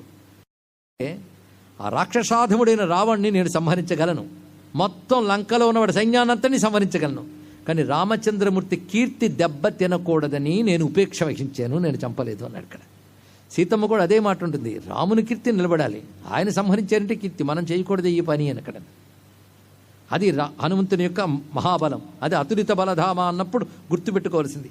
ఎందుకంటే మనం ఉపాసించే దేవత యొక్క దివ్య గుణములు తలంచుకుంటూ ఉంటే మన రక్షణ వస్తుంది. అందులో బలాన్నే ప్రధానంగా చెప్తున్నారు.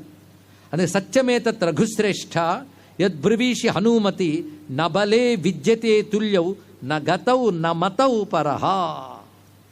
బలంలో కానీ గతిలో కానీ, గతి అంటే వేగం, వేగంలో కానీ మతిలో కానీ హనుమంతుని మించిన వారు లేరు. ఇది అగస్త్య మహర్షి చెప్తున్నమాట.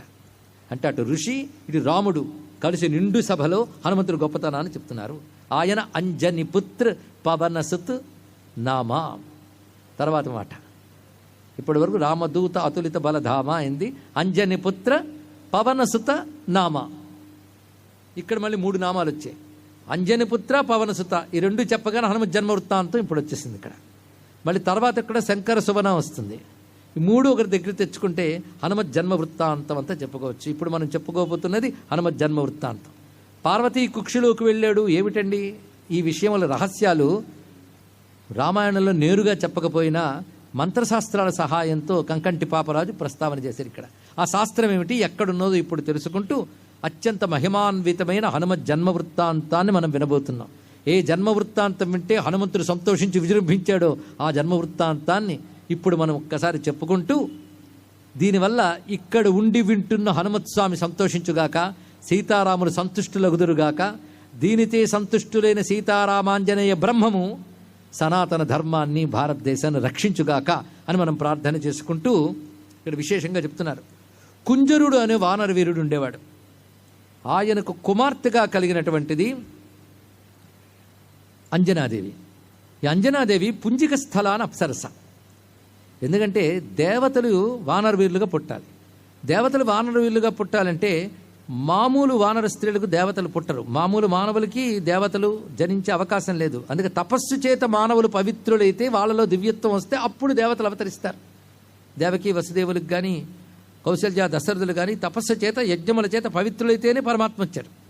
మరి వానరకాంతలకు కలగాలి అంటే ఎలా కలుగుతారు? అందుకు వానరకాంతలకు కలగడం కష్టం.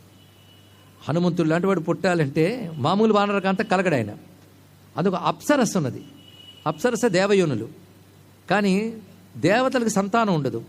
ఇది పార్వతీదేవి యొక్క శాపం. అందుకే అప్సరసలు వాళ్ళకి సంతానం ఉండదు. అందుకే ఒక అప్సరస వానర కాంతగా పుట్టింది, పుట్టి సంతానంగా పొందుతున్నది ఇక్కడ. అంటే ఒక దివ్యత్వం వానర కాంతగా ఆవిర్భవించింది. అందుకే పుంజిక స్థల అనేటువంటి ఒక అప్సరస ఒకానొక ముని శాపము చేత ఆమె కుంజరుడు అనేవానికి వానరకాంతగా పుట్టింది. అప్పుడు ఆ శాపమిచ్చి ఋషిక మాట అంటాడు, వానరకాంతగా పుట్టినప్పటికీ నీకు కామరూప గ్రహణ శక్తి ఉంటుంది, మహా సౌందర్యవతిగా ఉంటావు అన్నాడు. ఇక్కడ ఏ రూపమైనా స్వీకరించగలవు, గొప్ప సౌందర్యవతిగా ఉంటావు అని ఆయన శాపమిచ్చినా మళ్ళీ ఒక వరంగా ఈ మాటను కూడా తెలియజేశాడు. అంటే ఒక విధంగా ప్రణాళిక రచింపబడుతుంది. రుద్ర తేజస్సుని గర్భంలో ధరించగలిగినటువంటి ఒక శక్తి దేవయోని అనేటువంటి అప్సరకాంతగా ఉంటుంది కనుక అప్సరసులు గర్భాన్ని ధరించలేరు కనుక ఆమె వానరకాంతగా వచ్చినది. ఆ వచ్చినటువంటి ఆమె మళ్ళీ తపస్సు చేసింది. అంటే మళ్ళీ తపస్సు కూడా అవసరం మహా తేజస్సు కావాలంటే. ఇక్కడ మీరు గమనించవలసిన మరొక రహస్యం ఏంటంటే, అనేక మంది వానర వీరులు దేవతలి వాళ్ళని కన్న వానరకాంతలు కూడా దివ్యత్వం కలిగినటువంటి వారే, ఇందులో సందేహం లేదు. కానీ వాలిని కనడానికి కానీ సుగ్రీవుని కనడానికి కానీ మైందుడు ద్వివిధుడు ఇలాంటి దేవతాంశ గల వానర వీరులు కనడానికి కానీ వాళ్ళ అమ్మలు తపస్సు చేయలేదు. హనుమంతుని కనడానికి మాత్రం అంజనాదేవి తపస్సు చేసింది. అంటే ఈ హనుమంతుడు అందరిలో ఒకడు కాడు, ఈయన ప్రత్యేకతది. ఇది ఆలోచించవలసిన అవసరం అండి. ఇక్కడ అంజనాదేవి తపస్సు కేసరి యొక్క మాటను అనుసరించే చేసింది. ఆ తపస్సు చేసినప్పుడు జరిగినటువంటి అంశాన్ని చెప్తున్నారు ఇక్కడ. కేసరి యొక్క పత్ని ఈమె. ఆ కేసరి అనుజ్ఞ ఇచ్చాడు, తపస్సు చేయు, దివ్యమైన సంతానం కలగాలి అని చెప్పినప్పుడు ఇప్పుడు ఈ కథను మనం రామాయణము, ఇతర పురాణములు, సంహితా గ్రంథాల ఆధారంగా చెప్పుకుంటున్నాం కనుక ఇందులో అంశములన్నీ కేవలం రామాయణం కాదు, ప్రామాణికమైన ఇతర పురాణములు, సంహితా గ్రంథముల సహాయంతో తీసుకుంటున్నాం. ఏ విధంగా తేజస్సునిచ్చాడు, అందులోకి ప్రవేశింపజేశాడు అనే దాన్ని చాలా చక్కగా తెలియజేస్తుంది శాస్త్రం. మొట్టమొదట శివుని యొక్క తేజస్సు పార్వతీదేవి గర్భంలో ప్రవేశించింది అన్నారు ఇక్కడ. దీనికి మరొక పురాణంలో ఒక వృత్తాంతం ఉన్నది. ఇవి లౌకిక దృష్టితో చూడడానికి లేదు. ఎందుకంటే శివుడు అంటే పరమేశ్వరుడు, ఆయన శక్తి. ఇది సర్వజీవుల్లో ఉంది, సర్వ జంతువుల్లో ఉంటుంది, సర్వ పక్షుల్లో ఉంటుంది. ఇదే ఉత్కృష్టము, ఇది నికృష్టమని చెప్పలేం. భగవంతుడు సర్వత్రా వ్యాపించున్నాడు, సమం సర్వేషు భూతేషు అన్నట్లు. అలా ఒకసారి ఒక లీలకై శివపార్వతులు వానర రూపం స్వీకరించారట. అప్పుడు శివుని యొక్క తేజస్సు పార్వతీదేవి గర్భంలో ప్రవేశించింది. ఆ ప్రవేశించినటువంటి తేజస్సుని ఎందుకు పార్వతి భరించలేక, నీ మహా తేజస్సుని భరించడం కష్టమవుతుంది, ఆ వేడిమిని, ఆ తీవ్రతని, అంటే అటువంటప్పుడు దీన్ని నువ్వు భూమి యందుంచు, అక్కడి నుంచి అగ్నిలోకి వెళుతుంది అని శివుడు ఆజ్ఞాపించాడు. ఆ విధంగా భూమిలోకి చేరి తర్వాత అగ్నిలోకి ప్రవేశించింది. అది పార్వతీహస్త సంభూతే పార్వతీపుత్రనామవాన్. మొదట పార్వతీదేవి వల్లే వచ్చాడు, అందుకే పార్వతీపుత్రుడే. శివుని తేజస్సు కనుక శివపుత్రుడే. అని ఈశ్వరపుత్ర, పార్వతీపుత్ర అనే నామములు సంహితా గ్రంథాల్లో హనుమంతుడికి కనబడుతున్నాయి. ఈ కథని చూస్తుంటే కొంచెం ఆశ్చర్యం కలుగుతుంది. సంహితా గ్రంథాల్లో ఉంది ఇది. అగ్నినా ధార్యమాణత్వాత్, అక్కడి నుంచి అగ్నిలోకి ప్రవేశించింది ఆ తేజస్సు. అగ్నిదేవుడు వాయువులోకి ప్రవేశింపజేశాడు. ఈశ్వర సంకల్పాన్ని అనుసరించి వాయువు ఈమె తపస్సు చేస్తూ ఉంటే దక్షిణ కర్ణము ద్వారా, అంటే దక్షిణ భాగం అంటే పింగళా నాడి ఉండే చోటు, సూర్యనాడి, ఆ నాడి ద్వారా ఆమెలోకి ఆ తేజస్సును ప్రవేశింపజేశాడు వాయువు. కనుక వాయువు ద్వారా వచ్చింది కనుక వాయుపుత్రుడు. కానీ వచ్చింది ఏది? రుద్ర తేజస్సు. అంటే రుద్ర తేజస్సు ఏ క్రమంలో వచ్చింది? రుద్రుడు, పార్వతి, భూమి, అగ్ని, వాయువు, అంజనాదేవి గర్భం. ఇది క్రమం. ఈ క్రమం వింటూ ఉంటే మరొక కథ గుర్తు రావాలి ఎవరికైనా. ఎవరి కథ? సుబ్రహ్మణ్యేశ్వర స్వామి జనన కాదు గుర్తు రావాలి. అచ్చం ఇలాగే ఉంటుంది. ఈ మాటకొస్తే సుబ్రహ్మణ్యుడికి హనుమంతుడికి ఏదో సంబంధం ఉందన్నమాట అని తెలుస్తుంది ఇక్కడ. అది బ్రహ్మచారి అని పూజించేటువంటి దేవతల్లో సుబ్రహ్మణ్యుడు, గణపతి, హనుమంతుడు, వీరు ముగ్గురిని, వీటిని దేవతాతత్వముల అన్వయములు అంటారండి. ఒకే లక్షణము కలిగిన దేవతాతత్వములు చూడాలి. సుబ్రహ్మణ్యుడు, గణపతి, హనుమంతుడు, వీరు ముగ్గురు తత్వములు ఒక్కటే. అందుకే త్యాగరాజస్వామి వారు హనుమంతుని కీర్తన, గణపతి కీర్తన రచిస్తూ శ్రీగణనాథం భజామ్యహం అనే కీర్తనలో ఆంజనేయావతారం గుణాకరం కుంజరముఖం త్యాగరాజ వందితం అని వర్ణించారు ఇక్కడ. అంటే గణపతిని ఆంజనేయ అవతారం అన్నారు. ఇదేదో రహస్యమే, ఊరికినే అనలేదు. ఆయన గొప్ప ఉపాసకుడు. అందుకే గణేశ పురాణంలో కలవు కపి వినాయకవు అన్నారు. కలియుగంలో కపి వినాయకుడు వాళ్ళిద్దరూ అనుగ్రహిస్తారండి. అది వాళ్ళిద్దరిని గట్టిగా పట్టుకోవాలి. ఒకడు తొండం రాయుడు, ఒకడు తోకరాయుడు. వాళ్ళిద్దరు కూడా లక్షణం ఏమిటి అంటే విఘ్నాలని తొలగించి కార్యసిద్ధినివ్వడమే. రామాయణంలో పనిచేసింది ఎవరు? హనుమంతుడు. కానీ హనుమంతుల్లో మీరు వివిధ దేవతాతత్వాలను చూస్తూ వెళ్ళడం అనే పని ఇప్పుడు పెట్టుకుందాం. ఒకటి, గణపతికి హనుమంతునికి చాలా పోలికలు ఉన్నాయి. కార్యసిద్ధి ప్రదాత. ఇద్దరూ రుద్ర తేజస్ సంభూతులే. ఇదొక రహస్యం. అందుకే గణపతిని హనుమంతుడిని అర్ధనారీశ్వరులాగా సగభాగం గణపతి సగభాగం హనుమంతుడు పెట్టి పూజించేటువంటి సంప్రదాయం ఉందండి. ఇది ద్రవిడ దేశంలో ముఖ్యంగా చెన్నైలో అడయార్ అనే ప్రాంతంలో మధ్య కైలాస్ అనేటువంటి ఒక శివాలయం ఉన్నది, పంచాయతన మందిరం. అక్కడ పంచలోహాలతో ఒక విగ్రహం ఉంటుంది, ఇంత పెద్దది. అందులో సగం హనుమంతుడు సగం గణపతి. అదొక ఉపాసనా స్వరూపం. ఇదొక రహస్యం, ఉపాసనా రహస్యం, మంత్ర రహస్యం. ప్రధానికి పురాణ కథలు వెతకడం కాదు, మంత్రముల్లో ఉన్న అన్వయాలు తెలుసుకోగలగాలి. ఇద్దరు తత్వములు ఒకటి. అతడు శరీరమంతా మానవ శరీరం, ముఖం ఏనుగు ముఖం. ఈయనకి శరీరమంతా మానవ శరీరం, ముఖం వానర ముఖం. అలాగే శరీరమంతా నరశరీరం అంటూ ముఖం మాత్రం మృగముఖములు కలిగిన దేవుళ్ళు ఇంకా ఉన్నారు. వాళ్ళందరూ హనుమంతుల్లో ఎలా అన్వయింపబడతారు తర్వాత చూద్దాం. ప్రస్తుతానికి మాత్రం వీళ్ళిద్దరి గురించి ఆలోచిద్దాం. ఇక రెండవ విశేషం సుబ్రహ్మణ్య తత్వం. కుమారస్వామికి హనుమంతుడికి ఉన్నటువంటి అనుబంధం అచ్చం అదేవిధంగా రుద్ర తేజస్సు రావడం. రెండవది, హనుమంతుడు పుట్టాడు అన్నప్పుడు వాల్మీకి ఉత్తర రామాయణంలో చెప్తున్న గొప్ప మాట ఏమిటంటే శాలిశూక నిభాభాసం ప్రాసూతేమ తదాంజనా. ఎటువంటి వాడిని కన్నది అంటే శిశువుని కన్నది. ఆ శిశువు ఎలా ఉన్నాడంటే శాలిశూక నిభాభాసం, ఒక ధాన్యపు సన్న ధాన్యంలా మెరిసిపోతున్నాడు అన్నాడు. అంటే సరిగ్గా నీవారసూకవత్ తన్వి పీతాభాస్వత్యనూపమ అధ్వనింపజేశాడండి ఇక్కడ.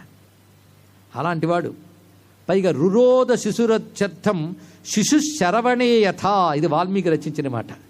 శరవణంలో పుట్టిన శిశువు ఎలాగైతే పుట్టగానే వస్తూ ఏడుస్తూ వచ్చాడు కనబడుతూ అలా వచ్చాడు అని వర్ణించాడండి ఇక్కడ. అంటే శరవణభవుడు అనే తత్వాన్ని చూపిస్తున్నారు. పైగా మరొక్కటి, కుమారస్వామి పుట్టిన తర్వాత హిమవత్పర్వతంలో ఆ శరవణం నుంచి బయటికి రాగానే 6 ముఖాలతో 12 చేతులతో బయటకు వస్తాడు. వచ్చిన తర్వాత అక్కడున్న ఒక శివధనువు ఉంటే ఆ నారిని మిటుతాడు ఆయన. మీటగానే దిగ్గజాలు వస్తాయి ఇక్కడికి. దిగ్గజాలు వచ్చినప్పుడు చేతులతో వాటి తొండాలు బట్టి విసిరేస్తాడు. ఎవడో వచ్చాడని భయపడి ఇంద్రుడు వస్తాడు. ఇంద్రుడు వచ్చి వజ్రాయుధంతో కొడతాడు సుబ్రహ్మణ్య స్వామికి. అప్పుడు సుబ్రహ్మణ్యుడి భుజం నుంచి అనేక శక్తులు వస్తే ఇంద్రుడు భయపడతాడు. సరిగ్గా శిశువుగా రాగానే ఇంద్రుడు వచ్చి వజ్రాయుధంతో కొట్టాడు ఎవరిని? సుబ్రహ్మణ్య స్వామిని. అదే విధంగా హనుమంతుని కొట్టాడు. పరిశీలించండి రెండింటికి. ఇలా మీరు పరిశీలిస్తూ ఉంటే శివశక్త్యాత్మకమైన తత్వము, పైగా దేవగణాలన్నింటినీ సమకూర్చుకుని దేవసేన అయినట్లుగా వానర సమూహానికి అంతటికి ప్రధానంగా ఉంటూ నడిపాడు. కనుక ఈయనలో సుబ్రహ్మణ్య తత్వం ఉంది, గణపతి తత్వం ఉంది. అదేవిధంగా రుద్రాంశ సంభూతుడు కనుక రుద్రతత్వం ఉంది, శక్తి స్వరూపుడు కనుక శాక్తేయం ఉంది. పైగా సూర్య భగవాను ఉపాసన చేసి సూర్య తేజస్సులో ప్రవేశించింది కనుక సూర్యతత్వం ఈయనలో ఉన్నది. అదేవిధంగా విష్ణుతత్వం ఈలో నిక్షిప్తమైంది. ఎలాగంటే ఉంగరం ఇస్తున్న మిషతో, అది ఏ ఉంగరం అండి? రామనామాంకిత అంగుళీయకం, అంటే బంగారంలో రామ అని చెక్కబడినటువంటి ఉంగరం అది పెట్టారు. అంటే తారక మంత్ర శక్తిని తద్వారా రాముడు ప్రవేశింపజేశాడు. ఆ తర్వాత నీకు నా పరిష్వంగం ఇస్తున్నాను రాముడు గట్టిగా పట్టుకున్నాడు. ఈ విధంగా ఆ పరిష్వంగం ద్వారా విష్ణు తేజస్సు ప్రవేశించింది. నిరంతర రామ తారక మంత్రం సిద్ధింపజేసుకున్నాడుగా విష్ణు స్వరూపుడు కూడా ఆయన. కనుకనే హనుమంతుడు షణ్మతాల్లో దేనికి చెందుతాడు? పెద్ద ప్రశ్న చాలామందికి. వైష్ణవం, శైవం, శాక్తేయం, సౌరం, గాణపత్యం, స్కాందం అని 6 మతాలు మనకున్నాయి తెలుసా? మతాలు 6 కానీ ధర్మం వేద ధర్మం, అది తెలుసుకోండి. కానీ 6 మతాలు ఒకే వేద ధర్మానికి చెందినవే. ఎందులో ఎవరున్నా వాళ్ళు గొప్పవారే. వైష్ణవులు, శైవులు అందరూ గొప్పవారే. వాళ్ళకి ఒక్కటి తెలియాలి, వైష్ణవులుగానే ఉండండి, శైవులుగానే ఉండండి. కానీ విష్ణు రూపంలో వారు, శివరూపంలో వీరు ఒకే పరతత్వాన్ని ఆరాధిస్తున్నారని స్పృహ కలిగి ఉండాలి. అది వేద ధర్మం యొక్క పట్టు. కనుక శైవ వైష్ణవాలని కొమ్మలైతే వేద ధర్మం వృక్షం. అన్ని కొమ్మలు ఒకే వృక్షానివి, అన్ని కొమ్మలకి ఒకే వృక్ష ఫలం లభిస్తుంది. ఇది తెలుసుకుంటే ఎవరు ఎందులో ఉంటారో లోతు వాళ్ళకి తెలుస్తుంది. కనుక వారు అందులో ఉండాలి, ఇంకొక దాన్ని ఏమీ అనరాదు. ఇది తెలుసుకోవాల్సిన అంశం. ఇప్పుడు హనుమంతుడిని శైవంలో పెడతామా, వైష్ణవంలో పెడతామా? రామ్ భక్తుడు కనుక వైష్ణవులు వదలరాయన్ని చక్కగా పెట్టుకుంటారు, రామ్ భక్తుడిగా గౌరవిస్తారు. అని శివాంశ సంభూతుడు కనుక శైవులు వదలరు. శివుణ్ణి ఎప్పుడైతే తీసుకున్నారో అమ్మవారిని వదలు. గణపతి, కుమారస్వామి అందరూ అన్వయింపబడ్డారు. ఇంకా సూర్యుడు, అంటే హిందూ మతంలో 6 సూర్యుడినే పరదైవంగా ఉపాసించే సౌరమతం, మాఘమాసం మొదలైంది కూడా మనకి. ఆ సూర్యుడికి ఈయనంటే చాలా ఇష్టం. విద్యలు ఇవ్వడమే కాదు, తేజస్సునిచ్చాడు. ఇంకొక రహస్యం ఉంది. మారుతి అని వచ్చింది కనుక ఆయన మరుద్గణములు అనగా వాయువు. మారుతి అంటే వాయుపుత్రుడు మారుతి. ఊరికనే వాయుపుత్రుడు అని చెప్పడం కాదు, వాయువు అంటే ఏమిటో వేదంలో తెలుస్తుంది. త్వమేవ ప్రత్యక్షం బ్రహ్మాసి నమస్తే వాయు అంటున్నాం ఇక్కడ. పవన పావనోనిలా పవన విష్ణుస్వరూపుడు అని చెప్తున్నాం. అది వాయువు అంటే సామాన్యం కాదండి. ఆయనకి అనేక రూపాలు ఉన్నాయి. అందులో మారుతి అనే పేరంటే మరుద్గణముల స్వరూపం. మరుద్గణములు అంటే 7 ఉంటాయి ప్రధానంగా. మరుద్గణములు వాయుగణములు, అవి ప్రాణశక్తులు నిలుపుతాయి ప్రతి వారిలో. అంటే విశ్వమంతా మరుద్గణములు వ్యాపించుంటాయి. ఇవి మొత్తం 7 ప్రధానం. ఒక్కొక్క దానిలో మళ్ళీ 7 ఉంటాయి. అంటే 49 మంది మరుద్గణములు. ఈ మరుద్గణముల శక్తి అంతా విశేషమైనటువంటిది. ఇది సూర్యమండలంలో మనకు ఉంటుంది ఇక్కడ. కానీ సూర్యమండలాంతర్గతమైనటువంటి మరుద్గణముల స్వరూపుడు గనక ఈయన మరుద్గణపతి మారుతి అయ్యాడు ఇక్కడ. ఆ స్వరూపం ఆయన. ఇది ఒక రహస్యమైన అంశం అండి. అంటే ఆదిత్య ఉపాసనలో భాగంగానే హనుమతి ఉపాసన ఉంటుంది. విష్ణు ఉపాసన, శైవ ఉపాసన అంతా ఆదిత్య ఉపాసనలోనే ఉంటుంది. ఇందులో సందేహమేం లేదు. దానికి చెప్పాలంటే మళ్ళీ ఆదిత్య ఉదయం అవుతుంది. ప్రస్తుతానికి పక్కన పెడదాం. అంటే సూర్యుడికి హనుమంతుడికి ఉన్న అనుబంధం చెప్తున్నాం ఇక్కడ. సుబ్రహ్మణ్యుడికి హనుమంతుడికి చెప్పుకున్నాం. అంటే షణ్మతాలలో ఎటువైపోయినా హనుమంతుని పెట్టుకోవచ్చు, ఎవడూ కాదని లేనివాడు. అందుకే శైవులైన, వైష్ణవులైన, శాక్తేయులైన, గాణపత్యులైన, సౌరులైన, స్కాందమతస్థులైనా కూడా మావాడు అని తీసుకోదగ్గ దైవం హనుమంతుడు గనక ఆయన షణ్మత సమన్వయ స్వరూపము. ఇది గొప్ప అంశం ఇక్కడ. కనుక ఈయనలో విష్ణు తేజస్సు అన్నీ ఉన్నాయి. ఈ రహస్యం తెలిసిన ఒక ఆయన ఉన్నాడు. ఆయన రేపో మాపో తీసుకొద్దాం. హనుమద్ ఉపాసన బాగా చేసి హనుమత్ తత్వాన్ని గీతాల్లో చూపించిన మహానుభావుడు. ఆయన పేరు అన్నమాచార్య. హనుమాచార్య దర్శించిన హనుమంతుడు అనేది ప్రత్యేకమైన కోణం అండి. వస్తాయి, అవే వస్తాయి. ఎలా చూపిస్తాడో హనుమంతుడిని ఆయన సర్వదేవతాత్మకుడిగా. అందుకు హనుమంతుని యొక్క స్వరూపంలో ఇది తెలుసుకోవాలి. మొత్తానికి శిశు శరవణేయధా అనేటువంటి విషయం చెప్తూ ఉన్నది ప్రత్యేకంగా వాల్మీకి రామాయణంలో ఉన్నది. శరవణములో శిశువు వలె కలిగాడు హనుమంతుడు. మరొకటి, హనుమంతుడు కలిగినప్పుడు ఎలా ఉన్నాడు అంటే చిన్నవాడుగా వచ్చాడు, కానీ స్వరూపం ఆశ్చర్యం. హనుమంతుడు పుట్టుకే ఆశ్చర్యం. ఇలాంటి జన్మ ఎక్కడ కనబడదు. పుట్టుకలోనే ఒక ఆశ్చర్యం కనబడుతుంది. పుట్టుకతోనే ఆయన సర్వాలంకారములతో యజ్ఞోపవీతంతో సహా కలిగేటండి. ఇక్కడ ఇది వింటూ ఉంటే ప్రజాపతిర్యత్ సహజం పురస్తాత్ మంత్రం గుర్తొస్తుంది. యజ్ఞోపవీతం పరమం పవిత్రం ప్రజాపతిర్ యత్ సహజం పురస్తాత్. ప్రజాపతికి సహజము అంటే ఆయన కలగడంతోనే యజ్ఞోపవీతంతో వచ్చాడు. ఈయన అలాగే ఉద్భవించాడని వాల్మీకి వర్ణించాడు. ఆ స్వరూపం ఎలా ఉన్నదో వర్ణిస్తున్నాడు. ఉత్తర రామచరిత్రని అద్భుత కావ్యంగా అందించిన కంకంటి పాపరాజు. ఆ బాల హనుమంతుడు ఎంత అందంగా ఉన్నాడు చూడండి. లలిత సౌదామిని తులిత దేహము వాని అరుణారుణంబుజాస్యంబువాని రత్నకుండల భాసుర కపోలముల వాని రంగత్ పిశంగ నేత్రముల వాని ఆజాను దీర్ఘబాహాదండముల వాని ధవళ యజ్ఞోపవీతముల వాని హార ప్రభా మనోహారి వక్షము వాని కమనీయ కర కంకణముల వాని మంజురుచి పుంజుగొను హొన్ను ముంజివాని పసిమి కనుపట్టు నునుబట్టు పంచవాని వాసవధ్వజ నిభవాల వల్లివాని అక్కుమారుని గని తల్లి ఆత్మనలరే. బాల హనుమంతుడు అందాన్ని ఎంత అందంగా చెప్పాడండి పద్యంలో. ఇక్కడ లలిత సౌదామిని తులిత దేహము వాని, భయము కొలిపోయినట్లు కాకుండా అందంగా కనబడ్డే మెరుపు తీగ అలా నిలబడిపోతే ఎలా ఉంటుందో అలా మెరిసిపోతున్నట్టు ఆయన మెరుపు వంటి కాంతితో ప్రకాశిస్తున్నాడు. పైగా రత్న కుండల భాసుర కపోలముల వాని, కుండలములతో ఉన్నాడు. పైగా రంగత్ పిశంగ నేత్రముల వాని, ఎర్రని కన్నులతో ప్రకాశిస్తున్నాడు. ఆజాను దీర్ఘ బాహాదండముల వాని, పుట్టినప్పుడే మంచి పరాక్రమంతుడు, మంచి భుజాలతో ఉన్నాడు. ధవళ యజ్ఞోపవీతముల వాని హారప్రభా మనోహారి వక్షము వాని కమనీయ కర కంకణముల వాని మంజు రుచి పుంజుగొను హొన్ను ముంజివాని, ముంజె దర్భతో చేసినటువంటి కడిసూత్రం దాల్చినవాడు. పసిమి కనుపట్టు నునుబట్టు పంచవాని వాసవధ్వజ నిభ వాలవల్లివాని, ఆ తోకల పైకెత్తుంచాడు.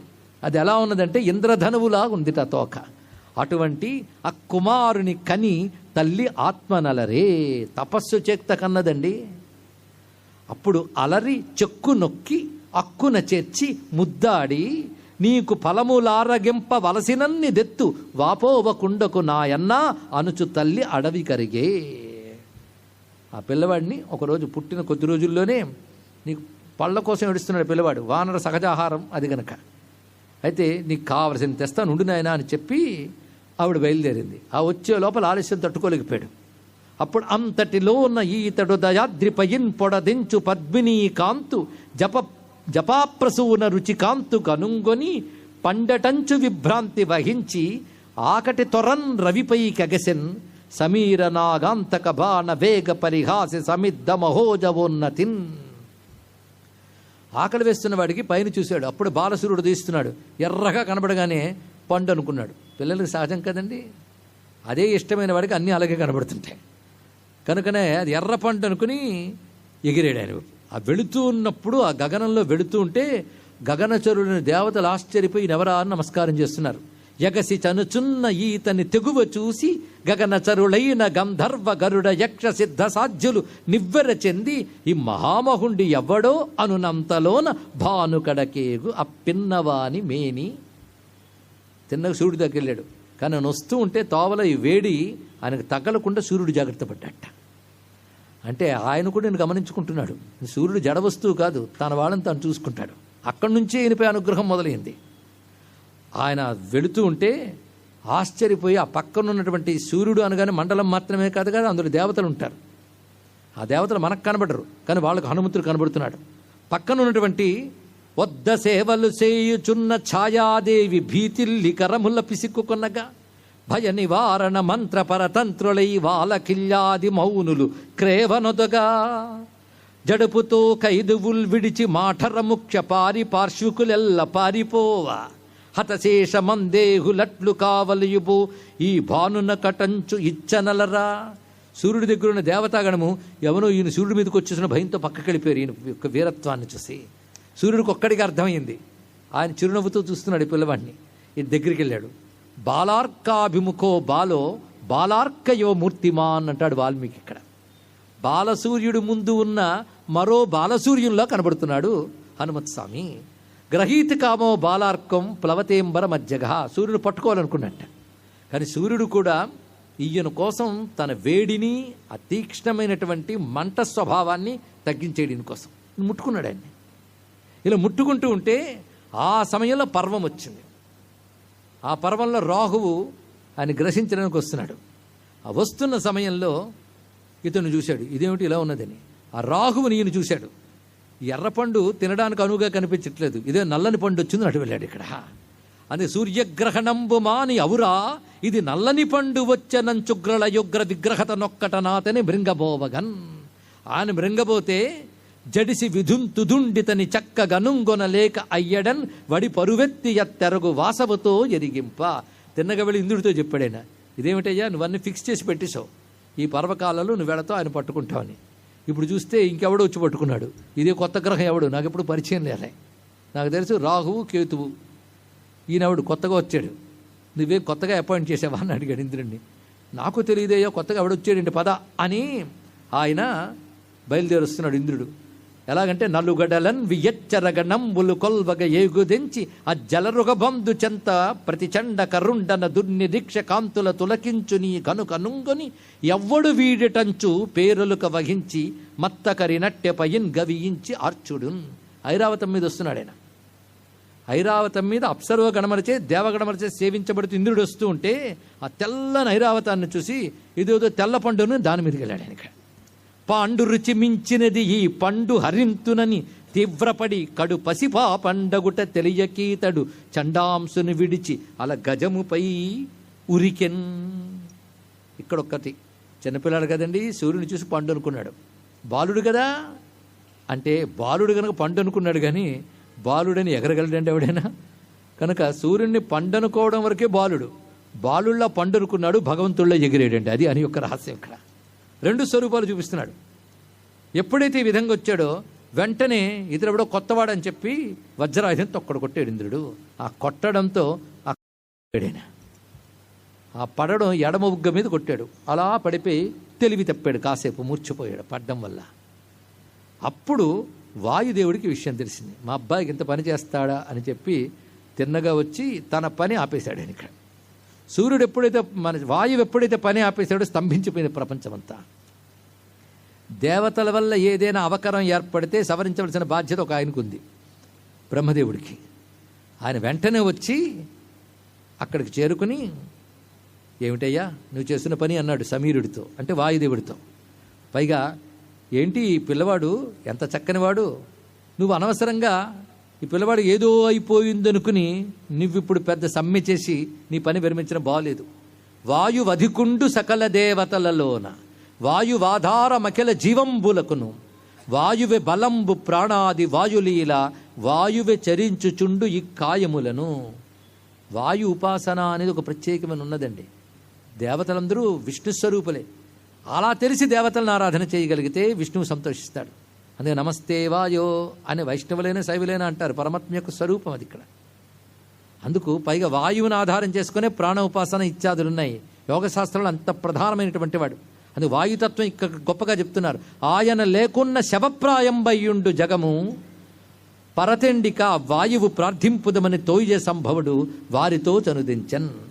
అక్కడికి వచ్చి రాగానే ఇంద్రుడు మన బ్రహ్మదేవుడు రాగానే వాయుదేవుడు నమస్కారం చేసి పక్కన నిలబడ్డాడు. వెంటనే అని ఆ పిల్లాన్ని తీసుకున్నాడండి. పలుకుల వెల్లంది తళుకు చెక్కుల విచిత్ర పత్రముల వ్రాయ నేర్చిన పాణి. ఎటువంటి వాడు అంటే ఆ సరస్వతీదేవిని సరదాగా బుగ్గలు నిమిరేటువంటి బ్రహ్మదేవుడి యొక్క చెయ్యి అనిల సుతిని నిమ్మేను నిమిరినా. హనుమత్స్వామి యొక్క శరీరాన్ని నిమరగానే శోషదీరి వాడు లేపైరు వానచేవల చెలంగే. లేత పైరు మీద వాన పడగానే ఎంత తాజాగా అది లేస్తుందో ఆ విధంగా హనుమంతుడు లేచట. లేచిన వెంటనే మూర్ఛ తెలిసిన అంజన ముద్దు పట్టి నంకమున పెట్టి అజుడు ముద్దాడుచుండే. ఆ 4 ముఖాలతో ఒళ్ళో పెట్టుకుని హనుమంతుని ముద్దాడాడు. అప్పుడు కాంచి హర్షించి తన వక్రగతి ఎడంచి గాడ్పు జగములకు ఉత్సాహకారి అయ్యే. అది చూసిన వెంటనే వాయుదేవుడికి సంతోషం కలిగి అంతవరకు స్తంభింపజేసి నిరోధించిన తన లక్షణాన్ని మాంచుకున్నాడు. లోకములన్నీ క్షేమంగా ఉన్నాయి.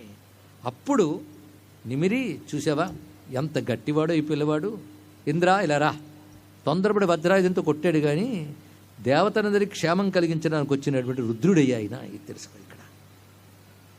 అప్పుడు అంటున్నాడు ఇంద్రుడు, నా చేతి వజ్రాయుధంతో కొట్టేను గనక ఈయన హనుమ అంత గట్టిగా ఉంది గనక అంత గట్టి దవడలు కలవాడని హనుమంతుడిని పేరు పెడుతున్నాను అన్నాడు. అప్పుడు బ్రహ్మదేవుడు అంటున్నాడు, బ్రహ్మదండంబున బ్రహ్మాస్త్రమున హానినందని దీర్ఘాయువు అజుడొసంగే. ఏ అస్త్రము చేత దెబ్బతిన్ని దీర్ఘాయువు ఇనికిస్తున్నాను, చిరంజీవి అవుతాడు. శూల రౌద్రాస్త్ర పాశుపతాదికముల చే చెడని ప్రభావంబు శివుడొసంగే. ఒక్కొక్కరు ఏమిస్తున్నారు చూడండి హనుమంత స్వామికి. బ్రహ్మదేవుడు ఇచ్చింది తెలుసుకున్నాం. ఒకటి బ్రహ్మాస్త్ర ప్రభావం, ఒకటి రెండవది చిరంజీవిత్వం. రెండవది ఏమిటి అంటే శూల రౌద్రాస్త్ర పాశుపతాస్త్రముల చేత చెడని ప్రభావంబు శివుడొసంగి. శూలము చేత గాని రౌద్రాస్త్రం చేత గాని పాశుపతాస్త్రం చేత గాని దెబ్బతినడు. తన కాలపాసంబు దండంబు మృత్యువు ఈయన నొంచలేవని యముడు పలికే. యముడేమంటున్నా అంటే తన కాలపాసం కానీ దండము కానీ మృత్యువు కానీ ఈయన దగ్గరికి రావు. ఆత్మతేజమున శతాంశమిచ్చితి విద్యలిచ్చెదనిక ననయునుడు పలికే. నా తేజస్సులో 100వ భాగం ఇస్తున్నాను ఇతనికి. అందుకే హనుమంతుడి శరీరం మెరిసిపోతుంటుంది తేజస్సుతో. సూర్యుల్లో ఉన్న శతాంశం ఆయనలో ప్రవేశించింది. దీనితో పాటు విద్యలు ఇచ్చేదా అన్నాడు. విద్యలు ఇస్తున్నాను కాదు, విద్యలు ఇస్తాను, నేర్పుతాను అన్నాడు. ఎవరు? సూర్యుడు. పాశమున నీట బడడని పలికే వరుణుడు. ఈయనకి నా పాశం ఏం చేయలేదు, నీరు ఏమీ చేయలేదు ఈయన్ని అని ఎవడు చెప్పాడు? వరుణుడు. అగ్ని తన చేత నశింపడనియే. ఇతనికి నా వల్ల ఎప్పుడు దెబ్బుండదు. ధనదుడొసగే తన గద నొగలని యునికి. తన గద ఎప్పుడు బాధించేదని కుబేరుడు చెప్పాడు. అంటే దిక్పాలకులు కూడా మేమేం చేయలేము వీడిని అని చెప్పారు. ఎల్ల కైదువుల నొవ్వడని విశ్వకర్మ పలికే. మొత్తానికి అందరికీ దేవతలకు ఆయుధాలు ఇచ్చిన విశ్వకర్మ ఏం చెప్పాడంటే ఎవరి ఆయుధాలు నేమీ చేయలేవు. తక్కిన దేవతలొక్కొక్క రొక్కొక్క వరమ్మునొసగి రుత్సాహముతో అక్కమల గర్భుడనిలుని దిక్కుగని గణించే ఎల్ల దివిజులు కనగన్. ఇలా ప్రతి దేవతలు వారి శక్తులన్నింటి హనుమంతుల్లో ప్రవేశింపజేశారు. ఇందరి దేవతాశక్తులు కలిసి అఖిల దేవతాత్మకుడైన అస్త్రవాన్ అయిన హనుమంతుడు మహాపరాక్రమ స్వరూపుడుగా, తేజస్వరూపుడుగా, సర్వదేవతాత్మకుడుగా గోచరించాడు. అప్పుడు బ్రహ్మదేవుడు ఉన్నాడు, ఇలాంటి పుట్టుకేమిటయ్యా, ఇలాంటి స్వరూపం ఏమిటి? ఇవి వాయుదేవా అదృష్టవంతులవయ్యా. కొడితే కొట్టాడు కానీ ఇంద్రుడు ఇందరి వరాలు ఇచ్చే అవకాశం ఏర్పడింది చూసావా. సమీర నీ కుమారుడు గ్రశౌర్య ధైర్య ధుర్యుడ ప్రమేయ శక్తి రామ కార్య భార్యమూని రావణ జమిత్ర భీకర ప్రతాపుడై చరించులేద సాధ్యమీ జగంబులందు వీని కంచు పల్కిపోయినన్. పంచచావరమైన ఛందస్సులో కంకటి పాపరాజు గారి కవిత్వం ఎంతో గొప్పగా ఉన్నది. సమీర నీ కుమారుడు ఉగ్ర శౌర్య ధైర్య ధుర్యుడు అప్రమేయ శక్తి రామకార్య భారముని రావణ జమిత్ర భీకర ప్రతాపుడై అంటూ ఇక్కడ గొప్ప మాట అంటాడు మహానుభావుడు. నాయన ఈయన ఎటువంటి వాడు అంటే అరిలోక భయంకరుడు, భక్తలోక అభయంకరుడు. ఇది ఈయన యొక్క తత్వము. హనుమంతుడంటే శత్రు భయంకరుడు, మిత్ర అభయంకరుడు. కానీ మిత్రుడికి అభయంకరుడు అంటే ఆయనపై సద్భావం కలిగిన వారందరికీ అభయంకరుడు, దుర్భావం కలిగిన రాక్షసులకి భయంకరుడు. కానీ హనుమంతుడు భయంకర అభయంకర రెండు స్వరూపును కనివాడు అంటూ వైరాగ్య మహిమకి వడుగు నివాసంబు వినయంబునకు ఈతడు ఉనికి పట్టు. మంచి పద్యాలు ఇచ్చాడు హనుమంతుడి మీద ఈయన.